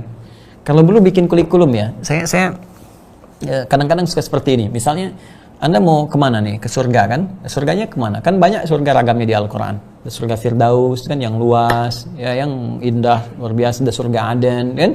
Nah, terus amalannya kan banyak bisa diturunkan. Misalnya ada surga untuk yang rajin tahajud, ada surga untuk yang senang puasa, kan? Ada surga untuk yang rajin infak, ada surga untuk ahli Quran, banyak. Ya, nah sekarang kenapa nggak Anda turunkan itu ke muka bumi jadi amalan? Misal, kebanyakan orang kalau ditanya mau ke surga mana, Firdaus. Kenapa nggak Anda turunkan tentang surga Firdaus? Ya, ulaika humul warithun alladzina yarithuna al-firdausa hum fiha khalidun. Ada para pewaris surga Firdaus sedang berpetualang di muka bumi. Ya, jadi ada calon ahli surga Firdaus disebut oleh Allah. Nah, mereka itu sedang beraktivitas di bumi. Nanti kalau selesai di bumi, kembali kepada Allah, tempatnya di surga Firdaus. Siapa mereka? Qad aflahal mu'minun, surah ke-23. Ya, pada aflahal mu'minun, dari pembukanya dari ayat 1 sampai dengan ayat 9-nya. Pada aflahal mu'minun, kan? Sungguh bahagia, akan sukses, bahagia besar orang-orang yang beriman sejati itu. Alladzina hum fi sholatil khashi'un, yang salatnya khusyuk, yang zakatnya dikerjakan, meninggalkan perbuatan yang tidak bermanfaat. Alladzina hum 'anil lagwi mu'ridun, menjaga kehormatan dirinya. Wah, itu kumpulkan semua itu jadi kurikulum kehidupan. Makanya di dunianya itu terbatas itu aja, nggak usah capek-capek. Ya, misalnya pekerjaannya apa? Jadi guru. Ya udah, guru salatnya dipelihara dengan khusyuk, jangan berbuat maksiat, itu kan, jangan berkata yang tidak pantas, perbuatan lago yang tak pantas tinggalkan, ya kan? Jangan berbuat yang menghinakan, ya, berbuat mesum, berkata-kata jorok, gitu kan? Li furujim hafidhun, menjaga kehormatan dirinya, jangan selingkuh, ya. Itu jaga itu aja. Apapun profesi kita. Mau pedagang silakan. Jangan berbuat yang tidak bermanfaat, jangan berbuat riba, jangan menipu, jangan menyuap. Jadi, jaga itu. Dan sholat dengan benar. Jadi kurikulum. Kalau ingin jadi ahli Al-Quran, ya turunkan. Inilah surganya seperti ini. Kalau ingin nanti surga untuk orang yang rajin infak, ya cari harta. Jadi orang kaya. Kaya sekalian. Kebangetan kayanya. Supaya bisa infak. Masya Allah. Subuh pakai Mercy. Ya. Siang, duhur pakai Lamborghini. Asar pakai Ferrari. Kan nggak apa-apa. Ya. Tapi saat bersamaan, Masya Allah, bisa sedekah. Masjid ini, silahkan nih, Pajero buat ambulannya. Misal ya, oh ini Alphard buat ambulan, misal gitu kan. Ya, kalau mau nggak apa-apa, silakan aja kan. Ya, sultan bebas gitu kan. Tapi sultan yang bagaimana gitu kan? Sultan, ada sultan yang saleh, ada sultan yang salah, yang seperti apa yang kira-kira bisa diridhai oleh Allah Subhanahu wa taala. Tapi kalau cuma suneo aja suka nengokin orang, ya kan repot, suka nengokin orang, ya tapi sendiri nggak beramal, suneo, kan? Baik. Ya, kalau yakin ada itu turunkan. Neraka juga penting. Neraka, keluarkan coba tentang neraka, konsep neraka, supaya kita bisa mempersiapkan untuk menghindarinya. Ya, jadi ancaman kalau tiap hari ditampakkan, coba Anda deh ya. Gini, misalnya pasal-pasal tentang perbuatan buruk tuh di hukum positif keluarkan. Ya, misal terus dipublikasikan di media sosial, di apa, yang korupsi hukuman mati itu, wah begitu mau korupsi itu gak akan mungkin dikerjakan kan, terhambat. Ya sama, narkotik sedikit tembak di tempat misalnya kan, hukuman mati, sama aja. Pasti orang berpikir 2 kali, gak mungkin. Neraka juga begitu dihadirkan, hati-hati nih. Makanya banyak ayat di Quran berbicara tentang dahsyat neraka. Wailul lil mutaffifin, celaka bagi orang curang. Ini nerakanya yang ini. Ya, wailul likulli humazatil lumazah, celaka bagi orang yang selalu mencela, bikin hoax, ya, bikin ribut, ya, memanipulasi sesuatu. Terus orientasinya alladzi jama'a mala wa addadah, karena orientasi dunia, ngumpulin harta, takut kehilangan harta, lalu nyoal orang lain, takut kehilangan kedudukan, nyoal orang lain. Ya, yahsabu anna mala wa akhladah, seakan-akan ini dengan harta, dengan duit banyak bisa membuat dirinya kekal, dirinya hebat. Kalla la yumbadanna fil khatamah. Kamu enggak tahu ya, ente itu akan meninggal, akan wafat, diintai kamu. Ya, semua khutamah, ma'adraka mal khutamah. Tahu nggak apa itu khutamah? Narullahil muqadah, neraka yang akan membakar. allati tattali'u 'alal afidah, bakarnya sampai ke hati. Fuad itu tempat berpikir, hati tempat berpikir. Jadi fi amadi mumaddada, jadi nanti diikatnya begini. Kalau ada orang orientasinya dunia hanya untuk cari harta, kumpulin, cari kedudukan macam-macam dan merusak dengan itu semua, maka nanti disiksanya, diintainya. Kalau dia nggak tobat, nanti di nerakanya diikat tuh. Diikat. Cara dibakarnya di mana? Dari pelan-pelan dari bawah tuh, dari jemari paling bawah naik ke atas terus sampai ke otak paling dalamnya, namanya fuad, yang merencanakan. Seakan-akan Allah menghinakannya dengan berkata begini, apa sih isi otakmu ini? Duit aja, kedudukan, merusak lagi, ngancurin lagi. Hah? Itu sampai demikian. Jadi kalau kita keluarkan itu, jadi pejabat tuliskan di meja tuh. Ya, jadi pengusaha tuliskan, jadi direktur tuliskan. Nih, korupsi nerakanya ini. Tuliskan. Berbuat curang, nerakanya ini. Wafat kamu saat itu. Itu kalau kita coba biasakan begitu, iman, yakin dengan benar, insya Allah terjaga kehidupan. Ini yang dimaksudkan di sini.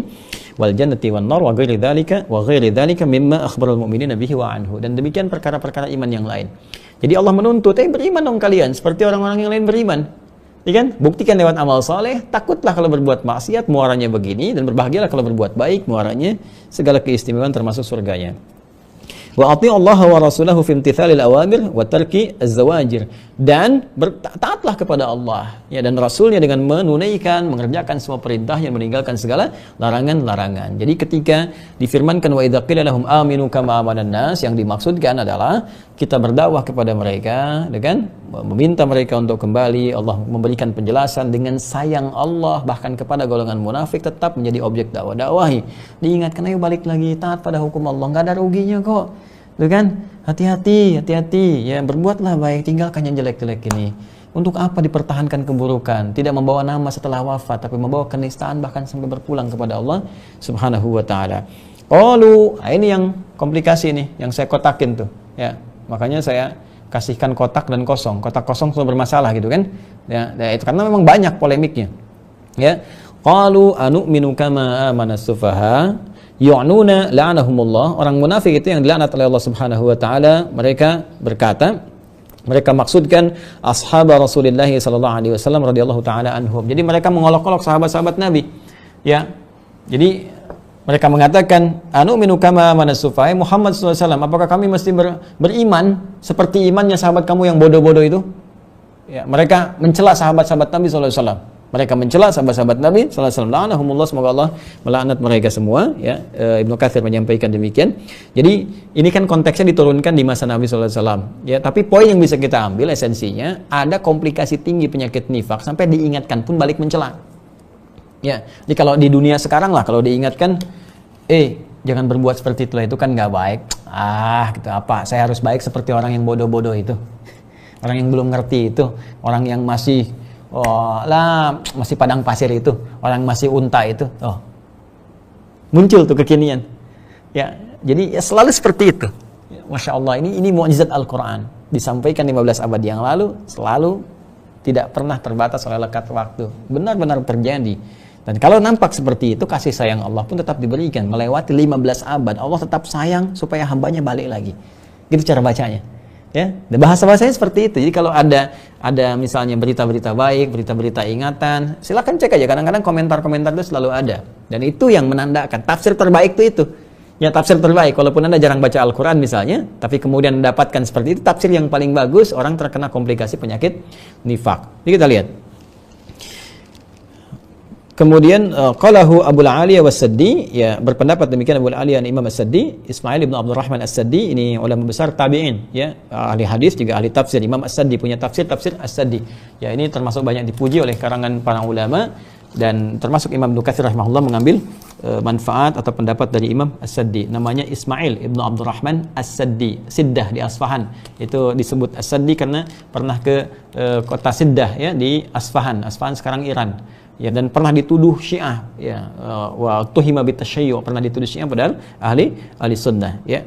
Sepenting sampaikan ini supaya jalur sanad keulamaannya bisa diketahui. Jadi kalau si fulan belajar, si fulan lagi sampai sambung ke Rasulullah sallallahu alaihi wasallam.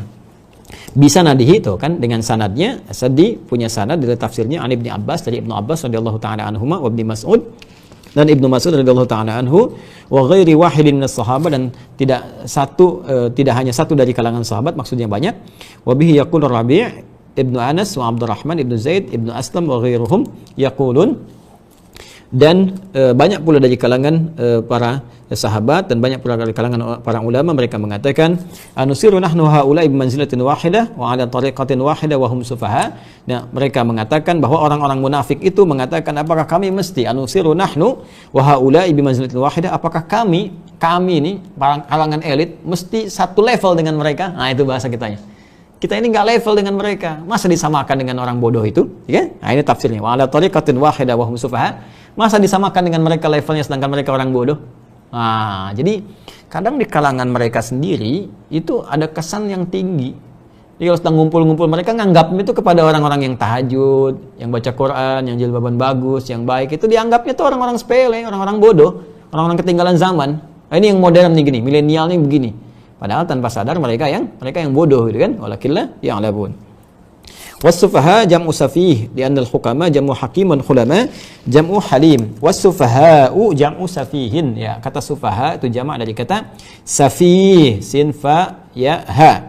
Ya, seperti hukama jamak dari kata hakim, dan hulama jamak dari kata halim, ya. Apa artinya safih? Teruskan dulu. Was-safihu, sedangkan ini maksud dengan safih al-jahil ad-dha'if ra'yul qalil ma'rifah biwawadi'a al-masalih wal madar. Ya, sedangkan yang dimaksud dengan safi itu al-jahil ad-dha'if ra'i. Jadi orang bodoh yang lemah akalnya. Ya, al-qalil ma'rifah, yang sedikit pengetahuannya. Jadi sufaha, as-sufaha, ya, sufaha, bismillah. As-sufaha jama' dari kata safi. Safi. Nah, ini disebut kumpulah di sini, ya, jahil, bukan cuma bodoh. Bukan cuma bodoh. Al-jahil ad-dha'if. Ad-dha'if ra'y. Ad-dha'if ra'y. Kemudian al-qalil ma'rifah. Al-qalil ma'rifah. Oh, kumpul semua nih. Sudah bodoh, dhaif ra'i, lemah akal, qalil ma'rifah, sedikit pengetahuan, kumpulin tuh. Jadi emang ngejek banget. Ya emang kalau kita kumpulkan tipikal orang-orang munafik, kalau sudah komplikasi, banyak penyakit-penyakit hatinya itu memang rasanya tinggi. Makanya kembali ke Quran surah kedua Al-Baqarah di ayat 204 nanti sampai dengan 206 itu. Ya akan kelihatan tuh. Wa minan nasi may yu'jibuka qawluhu fil hayatid dunya wa yashhadullaha 'ala ma fi qalbihi wa huwa aladul khisam wa idza tawalla sa'a fil ardi liyufsida fiha wa yuhlikal hartha wan nasl wallahu la yuhibbul fasad wa idza qila lahu ittaqillaha akhadhathu al'izzah. Ya, kalau diingatkan kepada yang baik muncul izzah. Ya, muncul tuh nafsunya, keagungan dirinya, kehebatannya. Nah, mereka siapa sih? Orang-orang kayak gini, orang nggak ngerti. Orang-orang macam-macam lah disebutnya. Ya itulah kumpulan. Karena saya pun nggak sanggup mengucapkannya ini. Sufaha, bahasa Qurannya orang-orang dulu mengatakan sufaha tuh. Yang bodoh itu sedikit pengetahuannya, nggak ngerti era modern sekarang, nggak ngerti gini, nggak ngerti ini, mereka golongan eksklusif. Oh, golongan bahkan sekarang framingnya dibawa, dipropagandakan. Nih golongan ekstrim, golongan fundamental, golongan macam-macam. Padahal mereka sendiri yang tipis pengetahuan agamanya. Ya, kita menolak segala bentuk kekerasan, ingat itu ya. Kita menolak segala bentuk kekerasan, penting segala bentuk, karena kekerasan itu bisa beragam bentuk. Kekerasan fisik, ya, Awas, dengan fisikal, dengan kaki, dengan tangan itu kekerasan. Kekerasan verbal dengan lisan. Hati-hati dengan lisan, mencela, mengolok-olok, ya. Apalagi mencela dalam konteks yang luas. Ibu Anda, istri Anda dicela, Anda marah. Ya, Nabi kami dicela, kami marah. Ya, kami mencintai Rasul lebih daripada diri kami, lebih daripada orang tua kami. Ya, Anda mencintai istri Anda, kami mencintai Nabi kami lebih daripada istri kami, lebih daripada ibunda kami, ayahanda kami. Kami, ibu kami dicela saja, kami marah. Apalagi Nabi kami. Jelas ya? Anda punya persoalan dengan tetangga Anda marah. Anda punya persoalan dengan semua orang Islam semuka bumi, ya pantas semua orang Islam marah. Itu cara berpikir harus mengerti. Ya, kita tidak sepakat dengan semua jenis kekerasan. Baik, hal-hal yang keras, pemenggalan, pembunuhan, dan semacamnya, kita sepakat. Ya, itu sesuatu yang harus diperbaiki. Tapi kita pun mesti memahami juga bahwa apa yang dikerjakan itu adalah pemantik kekerasan dengan cara yang keras juga. Ya, mengolok-olok Nabi kami, menggambar dengan karikatur, itu bentuk kekerasan yang melukai pada jiwa kami, pada hati kami. Ya, jadi kalau misalnya tidak ingin ada reaksi, jangan berbuat aksi. Itu sebagai bentuk kekerasan. Kalau Anda ingin dihargai dengan hukum Anda, maka Anda pun harus menghargai hukum orang lain. Anda ingin dihargai dengan pendapat Anda mesti menghargai pendapat orang lain. Tidak ada kebebasan mutlak.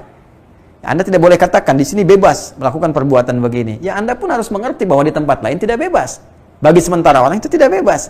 Itu bentuk kekerasan, itu bentuk penghinaan. Ya, tidak semua hukum dibuat berdasarkan keinginan Anda, tapi dibuat berdasarkan satu kompromi sehingga dengan itu ada rasa saling menghormati. Itu poin-poinnya teman-teman sekalian. Mohon maaf kalau sedikit kita melompat, tapi untuk menegaskan dan membangun logika, ya, supaya bisa memahami sehingga bisa mengenal Islam dengan lebih jauh. Tapi saya selalu mengajak kepada nilai-nilai kebaikan. Idfa' billati hiya ahsan. Coba ajak dengan nilai-nilai yang baik. Pahamkan dengan argumentasi, kemudian jawab dengan akhlak. Ya. Jadi kalau misalnya, taruhlah sekarang kasus di Perancis misalnya kan masih marak saja statement dibangun. Ya, kita perlakukan orang Perancis ini dengan baik.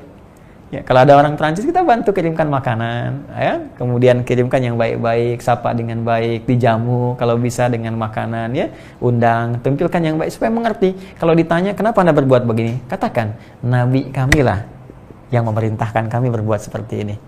Ya, Nabi kami yang presiden Anda salah tangkap itu yang memberikan kami ajaran seperti ini. Nabi kami yang orang banyak Islamofobia dengan mencelanya itu yang memerintahkan kami menjamu seperti berbuat baik seperti ini. Tampilkan kemuliaan itu. Ya. Nah, ini orang-orang munafik selalu menganggap dirinya lebih hebat. Ya, lebih baik, lebih pintar, ya, lebih segalanya sehingga menilai orang-orang itu benar menampilkan imannya sebagai orang-orang bodoh. Baik. Di Quran yang lemah gitu kan, yang kurang pengetahuan sedikit itu juga disebutkan di surat An-Nisa, wala tu'tus sufaha amwalakum allati ja'alallahu lakum qiyamah. Jangan titipkan harta benda kepada orang-orang yang masih lemah akalnya, lemah pengetahuannya, masih belum bisa bedakan berapa nilai itu, seperti anak-anak kecil. Jadi kalau Anda punya harta banyak, janganlah diberikan terlalu banyak pada anak-anak kecil.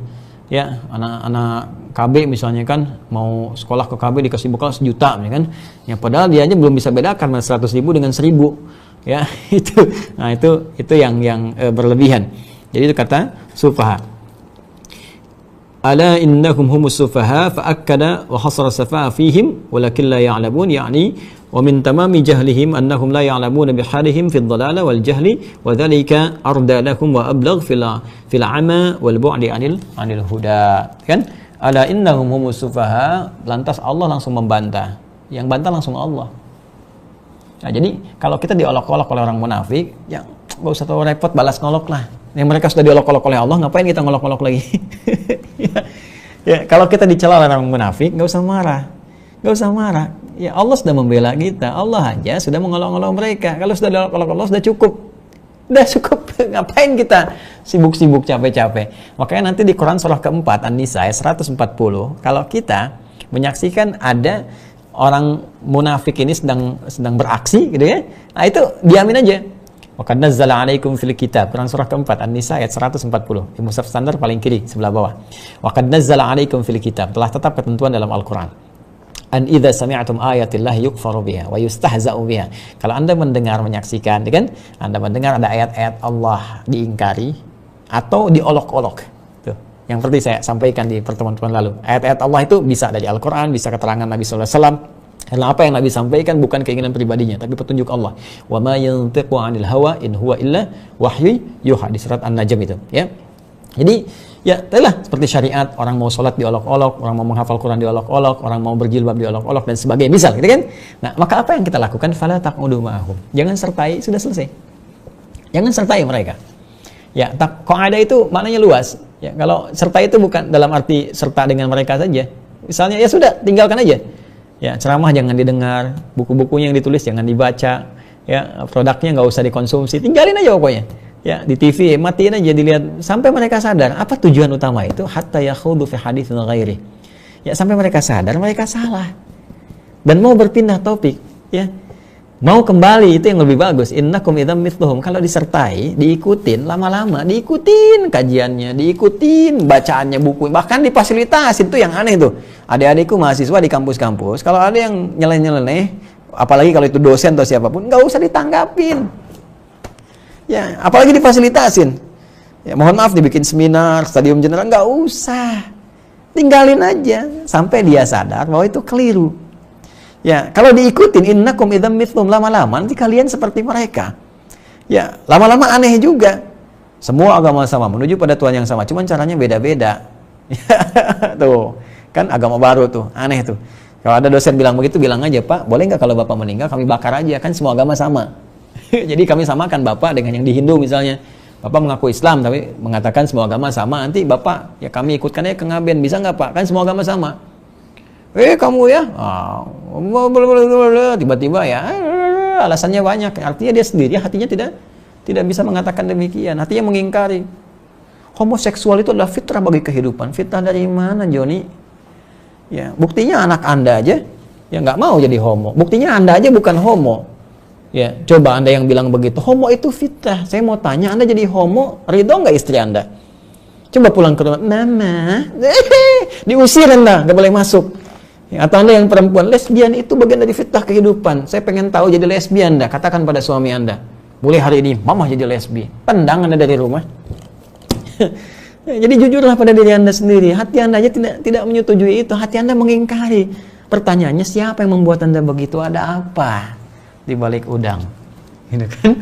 Ya, apa yang Anda dapatkan? Dunia semata. Meninggal, mati Anda. Begitu wafat, selesai, nggak dapat apa-apa. Tuh, hadapi tuh malaikat penjaga kubur.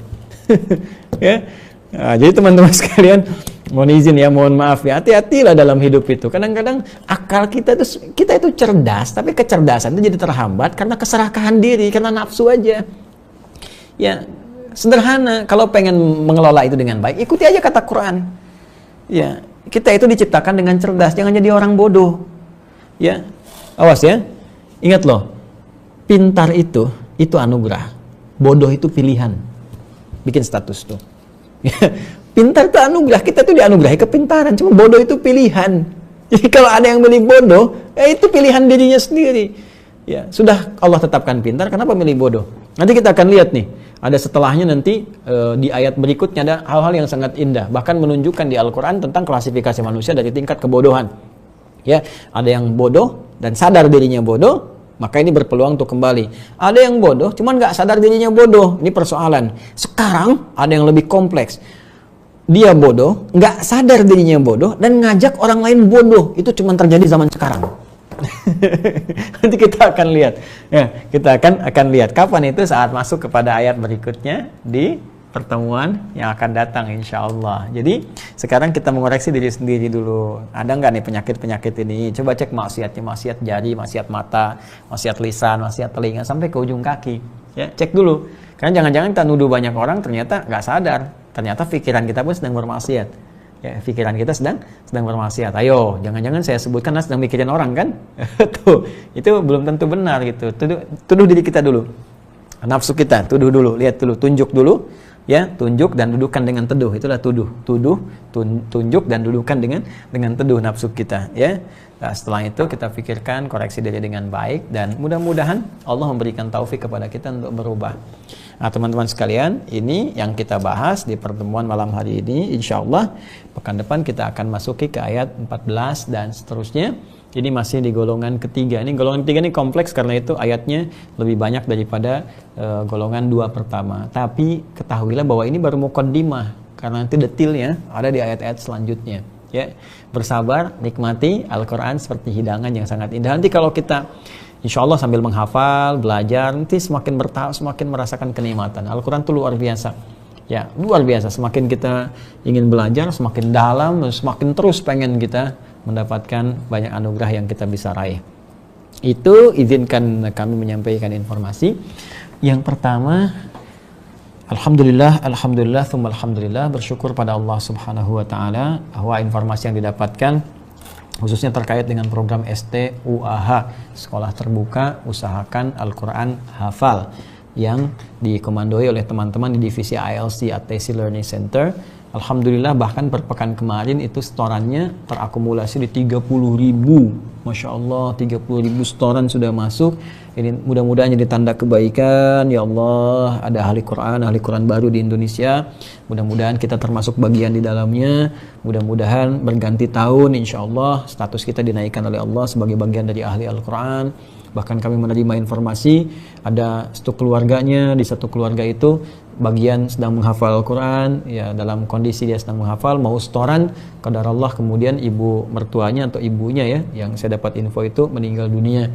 Ya, dan itu sudah terkait dengan ajalnya. Namun demikian berbahagialah bagi anak beliau, mudah-mudahan apa yang diniatkan dengan hafalan Qurannya mengantarkan pahala-pahala baik untuk orang tua di kemudian hari, bisa memberikan mahkota dengan tangannya. Ya Allah, mudah-mudahan diberikan kesempatan ya Rabb, mudah-mudahan digolongkan kita ke dalam golongan tersebut. Alhamdulillah, saya bersyukur kepada Allah Subhanahu wa taala. Silahkan ditunggu, mudah-mudahan pekan ini kita akan Zoom kembali ya, melanjutkan materi kita, ingin mengecek, dan mohon izin nanti kalau tiba-tiba teman-teman ditelepon, saya hubungi misalnya untuk mengecek hafalan atau setoran ya, siap-siap dalam kondisi itu, mudah-mudahan baik ya. Kemudian yang kedua, bagi teman-teman, karena ada banyak pertanyaan juga, bahkan waiting listnya saya lihat sudah mulai di atas 1.000 yang menanyakan apakah masih terbuka. Selalu terbuka, dan bersyukur pada Allah, alhamdulillah gerakan yang saya sampaikan kemarin untuk pengadaan berikutnya kita akan adakan kembali paket teman-teman yang STUAH ya, itu kurang lebih 5.000 lah kita adakan kembali. Alhamdulillah dalam sepekan ini ada kuota untuk 1.000 ya, kurang lebih kita akan bagikan gratis ya, insyaallah. Jadi saya sedang berusaha mengadakan kembali paketnya sama mushafnya, kemudian buku-buku penyertanya dan samanya kita satukan seperti yang gelombang pertama dapat. Insyaallah alhamdulillah sampai dengan pekan ini ada 1.000 yang sudah bisa kita siapkan. Kita akan bagikan nanti insyaallah dilihat di UAH Corner ya, mulai besok nanti kita bisa sajikan. Termasuk nanti ada buku-buku ya, saya lihat di beberapa situs online tuh Masya Allah buku saya ada yang jual 450.000, 350, untuk apa? Anda bisa dapat gratis ya, kalau Anda dekat Bekasi datang aja ke kantor Quantum Ahyar Institute, sepanjang stoknya ada kami berikan ya. Nanti di UAH Corner akan muncul lagi. Saya tuh gini tipikalnya, kalau kita bisa dengan izin Allah saya titipkan rezeki sendiri, kita akan cetak bagikan. Kalau memang ada amalan bersama, saya akan sampaikan yang kira-kira pahalanya banyak atau kita bisa selesaikan bersama, saya sampaikan. Kalau udah selesai, ya saya sampaikan selesai. Ya, ini target kita kurang lebih 5.000, kita baru dapat 1.000, dan besok kita akan coba mulai buka. Nah, saya prioritas nanti akan coba saya berikan juga ke anak-anak sekolah, supaya sekolah ramai menghafal Quran, mahasiswa-mahasiswa juga demikian. Nanti insya Allah kita juga akan teruskan cetak di akhir bulan ini, di khusus perangkat nanti buku yang pendamping digital 5.000 lagi. Kalau itu nanti insya Allah sudah siap. Ya, jadi Anda tinggal terima gratis saja dengan izin Allah Subhanahu wa taala ya. Baik, jadi kalau teman-teman masih mau support juga boleh, nanti kita adakan mudah-mudahan sampai cukup 5.000 nanti kurang lebih ya. Dan nanti kita bisa sebarkan, dan dengan izin Allah mudah-mudahan mendapat tambahan dari ahli Quran yang baru. Bagi yang di luar negeri bersabar, insya Allah dalam waktu dekat ini sedang disempurnakan terus ya. Saya pantau karena saya tanya hampir tiap hari, saya tanyakan gimana progresnya untuk yang di luar, karena ini kita nggak sembarangan, kita ada sistem ya. Sistem ini nanti terintegrasikan bukan hanya aplikasinya, tapi nanti sistem monitoringnya bagaimana, siapa yang tanggung jawab setiap negara. Alhamdulillah kalau di Indonesia sudah 34 provinsi, negara ini ada 19 yang telah mendaftar, 5 yang sudah mulai menyiapkan sistem ya. Jadi nanti dari sini kita siapkan panduannya dari Indonesia. Jadi nanti ada aplikasinya, yang monitor tanggung jawab siapa. Misal, ini yang tanggung jawab nanti di Amerika, ini tanggung jawab di Jepang, ini yang di Korea, ini yang di New Zealand, ini yang di Inggris ya kan. Nah, ini nanti beberapa ini sudah ada PIC-nya. ya person in charge-nya, nanti itu gampang untuk kita ngontrolnya. Ya, teman-teman nanti tinggal nyiapkan dulu aja yang di luar ya. Komunitasnya ini yang terhubung dengan saya, yang di Amerika dekat dengan Kanada kan, ada yang di Taiwan, ada yang di Hong Kong, termasuk yang di Timur Tengah ya. Saya lihat ada yang di Saudi, Uni Emirat Arab, juga yang tetangga dekat di Malaysia dan seterusnya, ya Brunei Darussalam. Silahkan Anda buat komunitasnya saja dulu sambil ditunggu. Nanti insya Allah begitu ada, kita siapkan, dan mudah-mudahan juga buku pendampingnya juga saya siapkan. Nanti kalau ada teman-teman yang kesini, kalau bawa buku kan lebih mudah daripada bawa ini. Ya, saya akan cetakkan 5.000, insya Allah, ya insya Allah cetakan itu gratis. Ya, jadi teman-teman siap-siap aja, tinggal menyiapkan diri dekat dengan Allah. Nanti kalaupun ada hal-hal tertentu yang kita bersama-sama membiayai, saya akan infokan. Ya, tapi kalau masih bisa kita tangani, kita akan teruskan untuk kita tangani. Ya. Kalau untuk pengadaan yang paket 5.000 tadi, teman-teman masih bisa terlibat, silahkan saja. Saya mungkin batasi sampai akhir bulan ini. Setelah itu kita coba maksimalkan untuk pengerjaan. Jadi sambil ada, langsung kita publish, langsung kita teruskan kembali. Kemudian yang terakhir, saya mohon maaf harus menyampaikan ini. Saya dapat info dari kawan-kawan apa yang saya tegaskan di pertemuan lalu. Mohon izin teman-teman semuanya. Dan mohon berkenan ya, mudah-mudahan saya bisa baik menyampaikannya.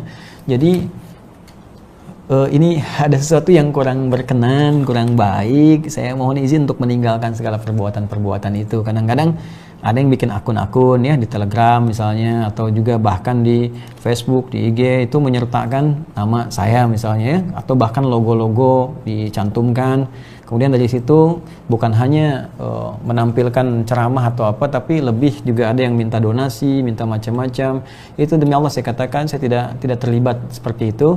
Jadi kalau teman-teman yang terhubung silakan di platform kami saja, Quantum Akhyar Institute, ada OH Corner ya, ada websitenya, terus akunnya jelas di situ, dan itu memang saya pisahkan. Kalaupun memang nanti ada semacam misalnya donasi untuk pekerjaan tertentu yang memang ada, tabiat saya selalu pisahkan. Ya, misalnya yang ini loh, ini untuk Quran misalnya, untuk paketnya, yang ini untuk misalnya pesantren, untuk apa, sehingga tidak menyatu satu tempat dan kita tidak bisa pisahkan pertanggungjawabannya. Ya, kalau tidak ada apapun, kami biasanya tidak support apapun, biarkan sih seperti itu.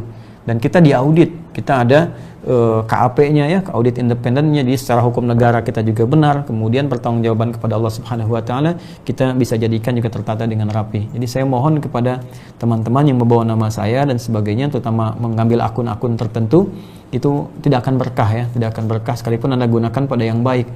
Ya. Kemudian yang kedua, nah ini nih yang saya katakan kemarin, ada juga yang menampilkan nama saya, bahkan foto saya di produk herbal. Ya, ini produk herbal nih. Jadi ada yang apa nih, kostul hindi herbal, ada foto saya di sininya, terus jualan gitu kan. Allahu Akbar. Saya mohon ya pada teman-teman sekalian, tolong hentikan ini. Saya tidak terlibat sedikit pun, saya tidak tahu menau. Ini pelanggaran sebetulnya di hukum positif, ini kriminal ini. Ya, ini tidak boleh. Kalau saya tuntut, ini bisa berbahaya. Tapi saya lebih senang memberi nasihat. Anda mengambil foto tanpa izin ya, kemudian kasih narasi yang tidak saya sampaikan juga. Nah, hanya untuk mengambil bagian-bagian dunia yang mungkin ya tidak ada keberkahannya, sekali tidak ada keberkahannya. Jadi jangan dilakukan, termasuk mengambil suara-suara saya. Ingat ya, herbal pH 7 yang saya riset selama berbulan-bulan, bahkan koordinasi dengan peneliti, bahkan saya siapin sendiri dengan teman-teman wudu apa. Saya nggak pernah jualan karena niat saya memperkenalkan ya apa yang pernah Nabi tunjukkan, isyaratkan. Dan itu risetnya nggak main-main, ada caranya, ada macam-macamnya. Bukan yang tersebar sekarang banyak ini dengan narasi-narasi seperti itu, tidak. Ya, khawatirnya nanti ada salah di situ, kemudian ada salah penggunaan dan sebagainya, maka saya tidak bertanggung jawab dari semua itu semua. Ya, yang terkait Anda ada perlu apa-apa, silahkan sampaikan ke kantor. Jadi selama ini kita ada prosedur. Ya, kalau misalnya yang ada COVID itu tes swabnya mana, terus CT-nya berapa, nanti kita kadar ngasihnya berapa dan sebagainya. Alhamdulillah semua yang berjalan dengan ridha Allah Subhanahu wa taala, berjalan dengan baik. Ya, nanti kalau sudah selesai semua prosesnya, kita mungkin bisa publiskan, sampaikan, kita berikan pada negara, silakan. Saya tidak punya kecenderungan untuk masalah-masalah materi gitu kan. Yang penting bisa berkontribusi pada negara, pada bangsa, memperkenalkan lo dari Islam, kita punya kontribusi seperti ini dan benar dilakukannya kan. Dan itu hemat gitu kan. Nah, alhamdulillah kalau itu berhasil cukup baik. Nah, cuma dalam proses ini kalaupun Anda memerlukan, kita ada stok, kita berikan cuma-cuma gratis kok. kita kasih petunjuknya dan sebagainya. Kita nggak pernah jualan. Oke, kalau udah jualan dengan harga macam-macam, saya tidak pernah terkait dengan itu dan tidak pernah berkoordinasi dengan kami. Ya, itu barangkali yang saya sampaikan teman-teman. Saya mohon maaf ya kalau saya harus menyampaikan hal seperti ini karena memang menurut saya itu perlu diluruskan, dan mohon tidak juga tersinggung bagi teman-teman yang proses seperti ini karena saya pun tidak memproses hukum dan sebagainya, hanya memberikan nasihat supaya berkah. Ya, Anda mengerjakan harap-harap baik tapi nggak ada berkahnya kan jadi masalah juga gitu. Ya, mohon maafkan saya kalau kurang berkenan. Semoga Allah meridai apa yang kita lakukan dan semoga tetap kita dalam koridor yang dibenarkan secara syariat. Saya kira itu.